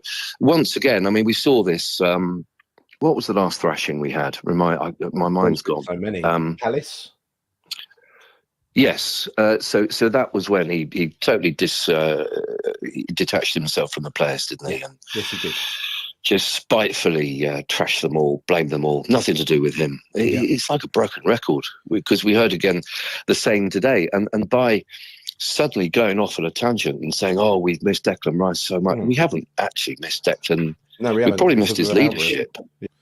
Exactly. Yeah. And that was a fairly unsubtle punch in the guts to Alvarez, which I thought was pretty despicable, really. But then what do you expect? Absolutely. Well, it's a madhouse. It's a madhouse. It reminds me... John, as a club owner, the only assets you've got in the club are the players. Why would you let someone actually abuse those assets and play them down and throw them under the bus in the media for 2 more games? It defies understanding, doesn't it? The only era that I can really compare this to, at least Avram Grant was funny. You know, he used to put his West Ham scarf on, didn't he? As if he'd been a die-hard Hammer all his life. That was funny. But at least you could laugh at him and all the stories about him going off to that unit on the industrial estate and all that. You probably know what I'm talking about. He was a good night out as well. Apparently. At least it was funny. Yeah, he liked a nightclub. I heard that. Grant. Yeah. There was some good gallows humour about that because he was a joke and everyone knew it was. And at the time, we were a club that probably deserved them to go down. We were a shambles. But, I mean, we weren't a 60,000-seater stadium then. No. This is a very, very bad place that we're in, I think. I'm worried about it.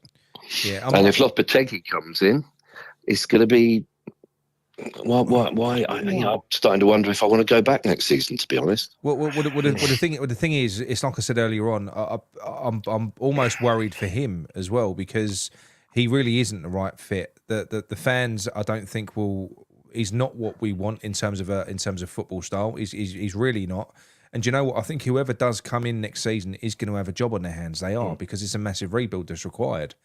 So I do think it's so important that we go out and we get someone forward thinking, because like I said, you know, like with Pochettino with Chelsea, I said this earlier on, they struggled, they did, but you could always see what they was trying to do, and it's starting to come to fruition now throughout the season. So you can back that, you can get behind that, and that's what we would get with somebody like Amorim or somebody of that mould, that you'd see the change, you'd see the philosophy, you'd see what he was trying to do. Whereas with David Moyes and and this guy Lopetegui, it's just they're cut from the same cloth. Although Lopetegui, look, he is, and I will keep saying it, he is better. He's better than Moyes. He's far better than Moyes. But they are cut from the same cloth in terms of their philosophy on football. Yeah. And it's all about. Last time I was on the phone in, you remember I apparently I caused a Twitter storm, which is something I've never done before. That was quite just an achievement. Just for your observations. Yeah, telling the truth. That's all that happens. But I remember saying that, you know, what I want is a boss whose name we're going to chant, and someone who's going to unite and inspire us. And Lopetegui's not that man. He did a reasonable job at Wolves, didn't he? Because he took them up from relegation to. They were bottom to 13th. Yes, in 6 months. He did an efficient. He did a very efficient job on them, but no one was talking about his sparking football. No. I don't know. And I just don't understand what planet Sullivan's on. But also, they were massively underperforming. They had a very good squad when he came in, and it's much weaker now. And Gary O'Neill was eclipsed what he did with Wolves. To be quite honest, he has definitely. Yeah. So it's not for me. I think he's an untouchable manager. I think he does want a big job. I mean, and West Ham are a big job. This is the thing. It is a big job. I don't think he's going to get one, Lopetegui. I don't. His attitude's all wrong as well, because he kicked off. Apparently, it happened with the Spanish national. He fucked himself by walking out of a Premier League job. I remember that well. Yeah, he got egg on his face there. I'll probably sound a bit flat tonight. I really am. I've got nothing to say, to be honest. I could launch into a tirade of foul language, but it probably is beneath me. There's no beneath point. my dignity. Look on the bright side, though, John. Look, nobody is worse. Nobody is worse than David Moyes, and David Moyes is going. That's the bright side. That is good. That is right. That's so amazing. Here's a question for you, the three of you. Then, where's Amorim going? West Ham. He's going to the London Stadium. West Ham. Very soon. I'd love for it to be West Ham. Obviously, I would. It's what I've wanted since last year. But I don't know. I'm going to actually buy. Fucking David Sullivan can't do anything good for it. I'm gonna if we get him, I'm gonna do what I've never done before, right? Because I'm so excited about this. This is like getting Jurgen Klopp before he went to Liverpool in my 100%, right? Yeah. I'm gonna go and buy a West Ham top, the new style, the really expensive one for next season, whatever it's like. I'm gonna put Bruno on the back. I've got to say to you, Gary, his name isn't Bruno. His name is Ruben. Oh, Ruben, yeah. I won't put Bruno on the back. I'll put Ruben on the back. Right, you fucking idiot, Gary.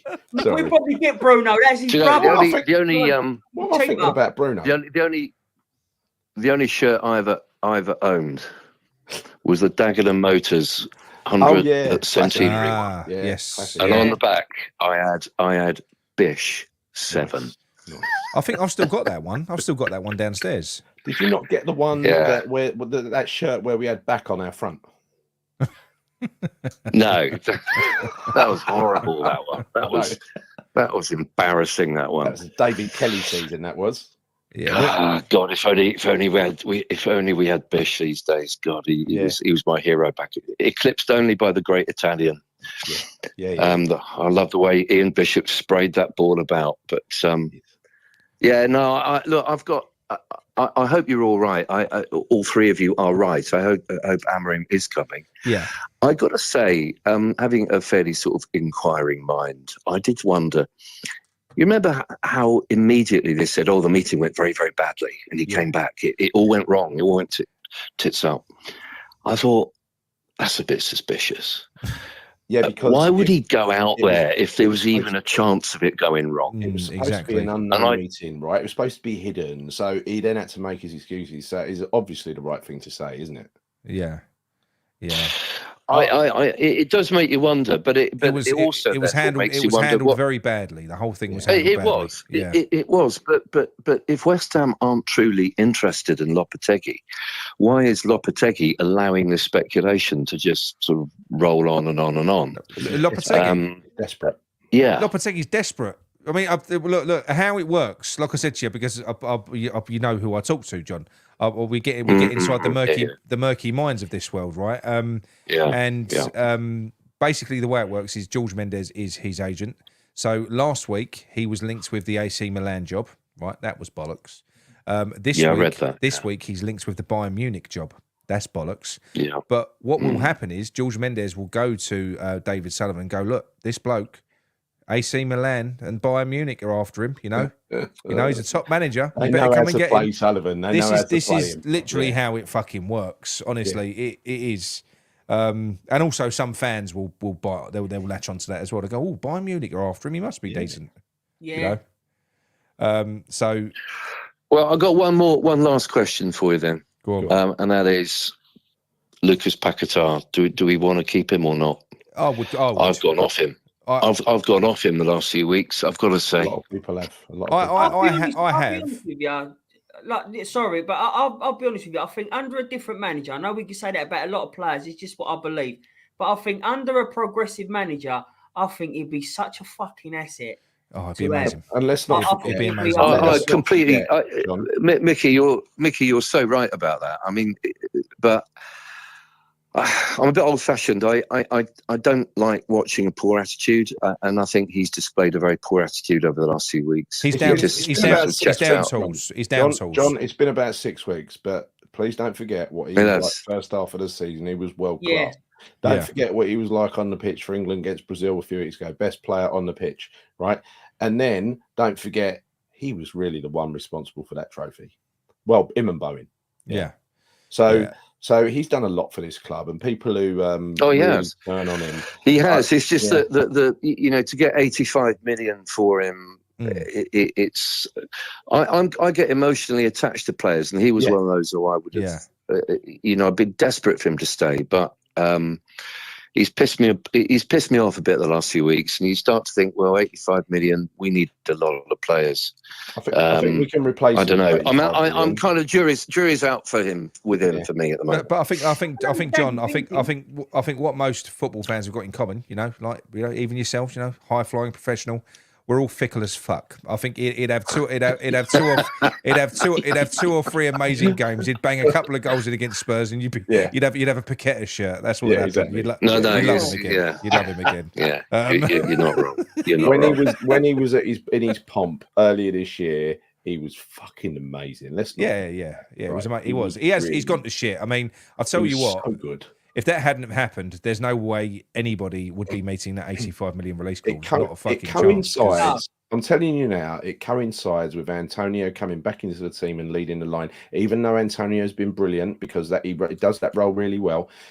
Paquetá was brilliant when there was the three in front of him. When there was two up front, like the Kudos and the Bowen. And now you got Mickey. It's really just mixed. It's like putting Souček in putting Ward-Prowse in central midfield. It's just too many. And it just takes the attention away from what should be the target.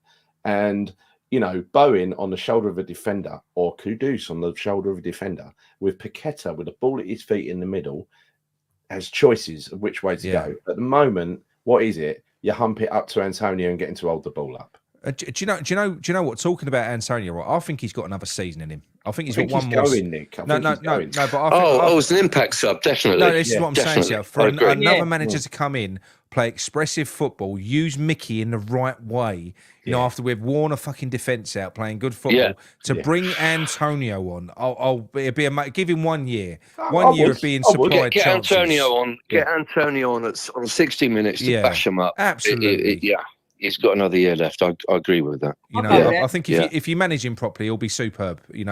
He'll always come on and soften up defenders for you. And you know what? I think he gets a lot of criticism, Mickey, but his attitude this season's been spot on when you consider the job that he has to do. Amazing. The job that he's got to do is shit, to be quite honest. You said it's a thankful task, really. Thankless task, thankful task. It is. But anyway, and go on, Gal. Sorry, I just disagree that Paqueta is a luxury player. Look back at the highlights of the first half of the season. He's far from a luxury player. He's an incisive. He's a luxury now in a Moyes system. Player that can pick out a pass without, he knows where the ball's going before he receives it. That he is a top quality, top level player, Mark. That's what he is, not a luxury. Yeah, but that's what he said, though, Del. He said Paqueta is a luxury player, but he just can't play in his boring, cowardly crap football system. Sorry, Mark. I only read the first sentence. He only reads the first 5 words. He's fucking yes. But anyway, John, thank you very much for the call, mate. It was lovely chatting to you. Always a pleasure, John. No, not at all. My pleasure. Always a pleasure. Come on, you Irons. Come on, you Irons. See you soon. Cheers, John. Thanks, mate. Cheers, man. Thanks, see you, mate. Bye-bye. Right. Are we wrapping up now? Yeah, we should. All right. Okay. There are loads. I'm sorry for everyone. I managed to phone back. There's about 20. Fucking hell, really? There's a lot. There's a lot. You want to take one off the top? You want to take one at random? Hang on. Let's take one at random from the 20. Fucking hell, there's loads. I think we've done well to hang out this long for the way the day was. Take one more call, keep it short, because we did 2.5 hours last night, didn't we? And this is coming up. We need 3 hours tonight. No. Yeah. A lot of them. Oh, hang on. No, there is one. George. Here we go. Let's not have a long one, right? No. I'm tired. Fucking exhausting today, wasn't it, Gal? I know, Mickey. Hello, George. Hello, mate. You're all right. Sorry for the mate. Do you know what? Loads of WhatsApp started coming through and messages, and I completely forgot about your one. No worries, mate. No worries. No worries, mate. You're not bad. You're a first-time caller, anyway, George. How are you? I am. Depressed, to be honest. Yeah. After that partnership, it was awful. It was, mate. I was there today with Dad. Wish I hadn't gone now. It was my first away game of the season. Where were you, George? In the lower tier. Oh, what was it like down there? Where were you? Upper tier, row 30. It was all right, to be fair. Yeah. Because I'm in the disabled bit. I enjoyed the yeah. Go on. Right, Terry. Go on. No, I enjoyed the singing. You know, like when we started taking the piss out of ourselves, I really enjoyed that because the Chelsea mugs obviously started taking the piss out of us, and we then started taking the piss of ourselves. They didn't know what to do. It's Gallows humour. No, but they didn't know what to do. It just shut them up totally. He was funny. Yeah. We know we're shit. It is what it is. We know we're shit. Yeah. We want our ball back. Yeah. We want our ball back. Yeah. Like, seeing that picture of Zuma's knees. Yeah. Earlier on, you put it up there earlier. I'm in a wheelchair. They're worse than mine, mate. Yeah. Mate, it's so bad. He's mate, that knee. I feel sorry for him. Well, I felt sorry for him all season. I have, because do you know what, the guy does try. I mean, he must be playing in some pain as well. He's got to be. He's got to be playing. Of course, before every game. I reckon he's having painkilling injections. He's got to be. He's got to be. Thank you, Lynn. Of course he is. You can have a pew. 100%. But I just wanted to say about the Luton game next week. Yeah, I've got a Luton season ticket as well as a West Ham one from when they're in non-league, pretty much. Yeah, so I can give you a detailed breakdown on give Luton. Us some detail. Go on.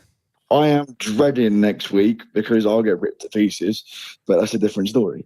It's going to be a lot harder. Mate, sorry, I've just lost you. The league position flatters Luton, flatters everyone else in terms of the amount of points Luton have dropped from winning positions is mental. Yeah. So if they go 1-0 up, that place will be poisonous. Yeah, it absolutely will be, especially if they haven't announced that David Moyes is leaving. This is the thing. If they haven't announced he's going, of course. Oh, it's going to be bad. So thing is, I've been really impressed with Luton this year. I think they've been, like you say, they have been unlucky in an awful lot of games. They've given, some of their players as well. I mean, Ross Barkley, he's a player reborn, isn't he? Yeah. Oh, good night. Oh, he's unbelievable. No, that's to everyone. But the only thing Sorry, mate. Go on. Hello. The only thing I would say is if Luton can get a player called Chio Ogbeni back next week, he's clocked, I think it's the third fastest time in the league. And against our back four, it terrifies me. God. It could be a long day. Is he shit off a shovel? Is he really quick? Well, yes, yeah. Sounds like it. Oh, my God. I think he clocked over 90 miles an hour for a sprint this season. What's he called? What's his name? Chio Ogbeni. It can't be 90 mile an hour. My car don't go that go fast. Sorry. That'd be like a bionic man, Steve Austin. I don't know. I've had a few beers. Leave me alone. Yeah. No, but honestly, that's the only thing that scares me is they've got a lot of pace, whereas West Ham haven't. As a footballing side, we should have enough to win the game, and I hate to say it because I don't really want to see them go down and our season's dead as it is. Yeah. But we should be beating Luton with the team we got, but we won't have a problem. The manager. Yeah, and also it's not just that now. I think there's so much more. That was, do you know what? I expected a bit of a battering, and I called 4-0 before the game. And it isn't just because it's David Moyes. It's because of the situation, because you kind of know what's happened there. There's been a massive fallout. They know the manager's going. It's just an unhappy place. It's a perfect time. I don't think. Do you know what? If you're Luton, I don't think you can play a better team. Oh, 100%. Personally. If you look at what Ferguson did at Man United, he let them know the week of his final home game, and what did they do? Big send-off. Yeah. Yeah. Just do that. Let us know. We'll get behind him for 2 games. We'll move on. You know, we've never won a game without Alvarez in the team, and I think he's going to get dropped next week. I think he'll drop him. He will. Yeah. Just please don't, because he's the only one in midfield that does anything. But how much? But do you worry about the damage that this does long term for Alvarez at West Ham if they allow this to happen and go unchecked? For Alvarez, it depends on the manager. I know, but for Alvarez, because a year's a long time, and he's obviously been working in an environment where he's not appreciated. He's not appreciated by the manager. He's a top player, you know. And he was loved at fucking Ajax. Did you see the send-off they gave him? Ajax. Yeah. He was absolutely loved at Ajax. And he's come over here, and we love him as fans. I really love him. To play in that environment, I do think, you know, well, I know, the guy isn't happy. He's not, and it isn't the club. Imagine your work environment's important. Imagine just working. Even if the guy liked you, it'd be fucking horrible. I think that'd be creepy. But he don't like him. Do you know what though? Do you know he the doesn't Amaran run many talk, players. You know the Amaran talk. If we was to get Amaran, you'll see a totally different Alvarez. You'll see a fucking beast 100%, of a beast. 100%. I'll tell you what. It's quite interesting with the Amaran thing. Yeah. Go on, Gary. Can I tell you as well, because you heard this today, right, George? And that is, there was, behind the scenes in the stadium, there is this Alvarez song. I don't even know the words to. Great song, right? I can't repeat it because I don't know the words, right? But they were singing it back to back to back to back, and they were singing it when the West Ham team come on the pitch, and Alvarez waved to the crowd, sort of say thank you. Wouldn't surprise me if that's why Moyes took him off. That's how petty he is. Oh shit! Yeah, it doesn't surprise me at all. It doesn't surprise me at all. Cheers, Paul. Thank you very much, Paul. Thank you very much. Yeah, it's quite funny you say about Amarin. I've just in the summer graduated a football coaching degree, but I was doing it with congratulations, a Lisbon fan. Mate, Yeah, I can see on your WhatsApp. It says George Barnard Sports and Media. Nice. Yeah, that's my company. Big plug. Yeah, there you go. Yeah, mate. Thank you very much. There you go. So give us some but the guy I was doing George, go on. Go on, George. The guy that I was doing my degree with, the coaching degree, he was saying that Amarin, this was 2 years ago because he's a year above me. Yeah. He goes, he will be the best manager in the world one day. Yeah. That was 2 years ago. Yeah. Never mind now. Yeah. They won the league tonight, or was it won the cup? Mate, yeah, they won the league. Well, one second, because I've just been flicking through Twitter to look for the news on Amarim, right? So this is a little thing from the coach's voice, right? It says, in his first full season, Ruben Amorim guided Sporting to a domestic double, including their first league title in 19 years. He's now won his second Portuguese league title, his sixth trophy as a manager, and becomes the youngest manager to win two of them. It's fucking insane what he's done. And do you know how ruthless he was when he went in there? Because they was massively underperforming. He axed half of their first team. He just went in. He just pulled a load of kids into the. He did. He was like, "No, they don't fit. They don't fit. You do. Go and get in. In you go." Basically, He's perfectly set up to do it with West Ham. Absolutely. Perfectly set up. You know, he's exactly the right man, and he will be loved forever. If you, and that's the thing. That is one of Moyes' biggest failures, and that is. I'd be ashamed. He hasn't brought through one youth player in his tenure. Not one. No. Not a single player. It's not if we're doing bad with them either. It's not like they're getting relegated. They're winning the league and they're winning cups and they're doing what they need to do, but they're not getting chances. No, I know. Well, I think the last time that we had the last time we had a youth season like we did last season, that was when that was like the fucking Joey Cole. That was when the last crop of fucking players came through. Yeah. So I'm not saying they're all going to make it, but there'll be a group there. They only won the Youth Cup. This like won the double. Yeah, I know. Right? I know. First time I've ever done it. I know. So frustrating. It actually, we've had crap youth players for the majority of my life. I'm 24, so I've grown up with West Ham not bringing anyone through and it being bought. For the first time, we've got some decent youth players. Play them. Please, give them a chance, because the worst thing you're going to say is give them 5-10 games. It don't work out, move them on. It is what it is. Right. Yeah. I've got a question for you, George, from Michael Levy Jr. I'm just going to answer that. He says, right, if your life depended on it, would you rather have James Ward-Prowse standing over a free kick or Antonio smashing it from outside the box? Only a goal saves your life. What are you going for? I answered mine. Either way, I'm dead. Yeah, because Antonio's going into the upper tier, right? I think I'd go JWP. I think I'd give it a go. James Ward-Prowse faced a close one, but I'd probably be dead. Either way. Wait, can I have James Ward-Prowse if he was in a Southampton kit instead of a West Ham kit, please? He's never ever gonna fucking break that David or equal Moyes that feels record. really sorry for West Ham. The one thing I would say. Go on, mate. Go on. The one thing I'd say about Ward-Prowse is if you look at the Southampton team he played in, it was a narrow 4-4-2, and what did he have? Mobile midfielders around him. Yeah. So he put an early ball in the box, goal. Early ball in the box, goal. We've got no movement. I don't think the way that Moyes sets up it doesn't help anyone. I mean, our best, most aggressive pressing performance, which kind of completely pisses on the myth that you can't press with this team, was against Leverkusen. You know, a very, very, very good team. In that first half, if we'd have had some legs to bring on in the second half, because those players can't do it for 90 minutes, so you've got 5 subs. If you've got depth, you can play that way for the whole fucking game. That's what you can do, and we've proved. And James Ward-Prowse did flourish. He had a great first half, didn't he, against Leverkusen in that second leg.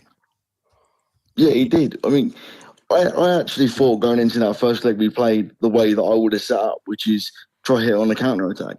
And then I watched the home leg. I was there with my dad, and I was like, okay, I was entirely wrong. Why didn't we do this from the get-go? Yeah. But like, do you, where was this? But do you know what I don't get, right? Because obviously you could understand that, say, David Moyes hasn't done his due diligence on Leverkusen and he bought into the myth that they're this unplayable team, and we go away to Leverkusen and we're sitting as deep as what we were in that first leg. But then there was that moment where Antonio absolutely fucking roasted their backline. Most other managers would have gone, boom, light bulb. Yep. We can fucking get at these.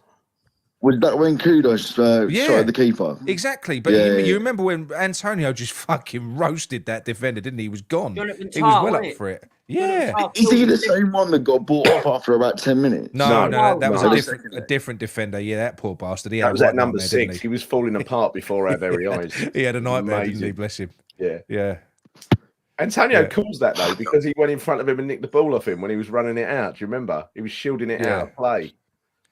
Oh, but yeah, anyway, George, we're going to close this one down, mate, because it is getting late. Thanks for the call, George. Thanks, George. Thank you. Make sure you call back in. Cheers for your time. Make sure you call back in. Of course I will. Top man. All right, cheers, George. Keep doing what you're doing. Cheers, mate. Thank you very much. Take care. Bye, guys. Bye. Bye. Right, before the numbers actually drop, because we're at 1,018 at the moment. We've literally for 2 hours and 51 minutes. Yeah. We've held well over 1,000 fucking. I know, it's been amazing. Yeah, for that long. It's mental. Yeah. It's good. Thank you, everybody. Absolutely crazy. Thank you very much for sticking with us. It's brilliant. You know, it does that is great. And you know what? It's all over now. Hopefully, I think our shows are always quite uplifting and fun anyway. Even throughout all this shit. Even it's very tough therapy. Today. This is group therapy, right? It's very tough today. Everyone was in a state of do you know what I mean? So even myself included. So again, appreciate every viewer on here. Absolutely, yeah. Thank you very much for sticking with us, and on to better things. I think. Shall we wrap it up? Yes, please. We go. Shall we play it out? Because we're not going to be able to use this lovely little meme I made too many more times. Should we do it? Yeah, you might as well use it, eh? Go on, let's go. Well, I'd say that what MD's getting here with me is a very experienced Premier League manager. Arguably, there's only 2 or 3 who've got more experience, games in the Premier League. I think I've probably got the biggest win rate out of a certain amount of managers as well. So I think if you're putting it that way, that's what I do. I win. That's what I do. I win. That's what I do. I win. That's what I do. I win. Ah, fuck. I've gone and pissed myself. What do I look like covered in this? I look like a fucking loser drenched in piss. I was gonna sing about yourself, but instead I went and pissed myself. At least I'm not lost all self-respect until now, because oh fuck, I've gone and shit myself. Well, would you look at this? I'm all covered in piss and shit. Just earlier I was looking swell, but by golly now I smell, and that's too bad because I was gonna sing about yourself, but instead I shit and piss myself.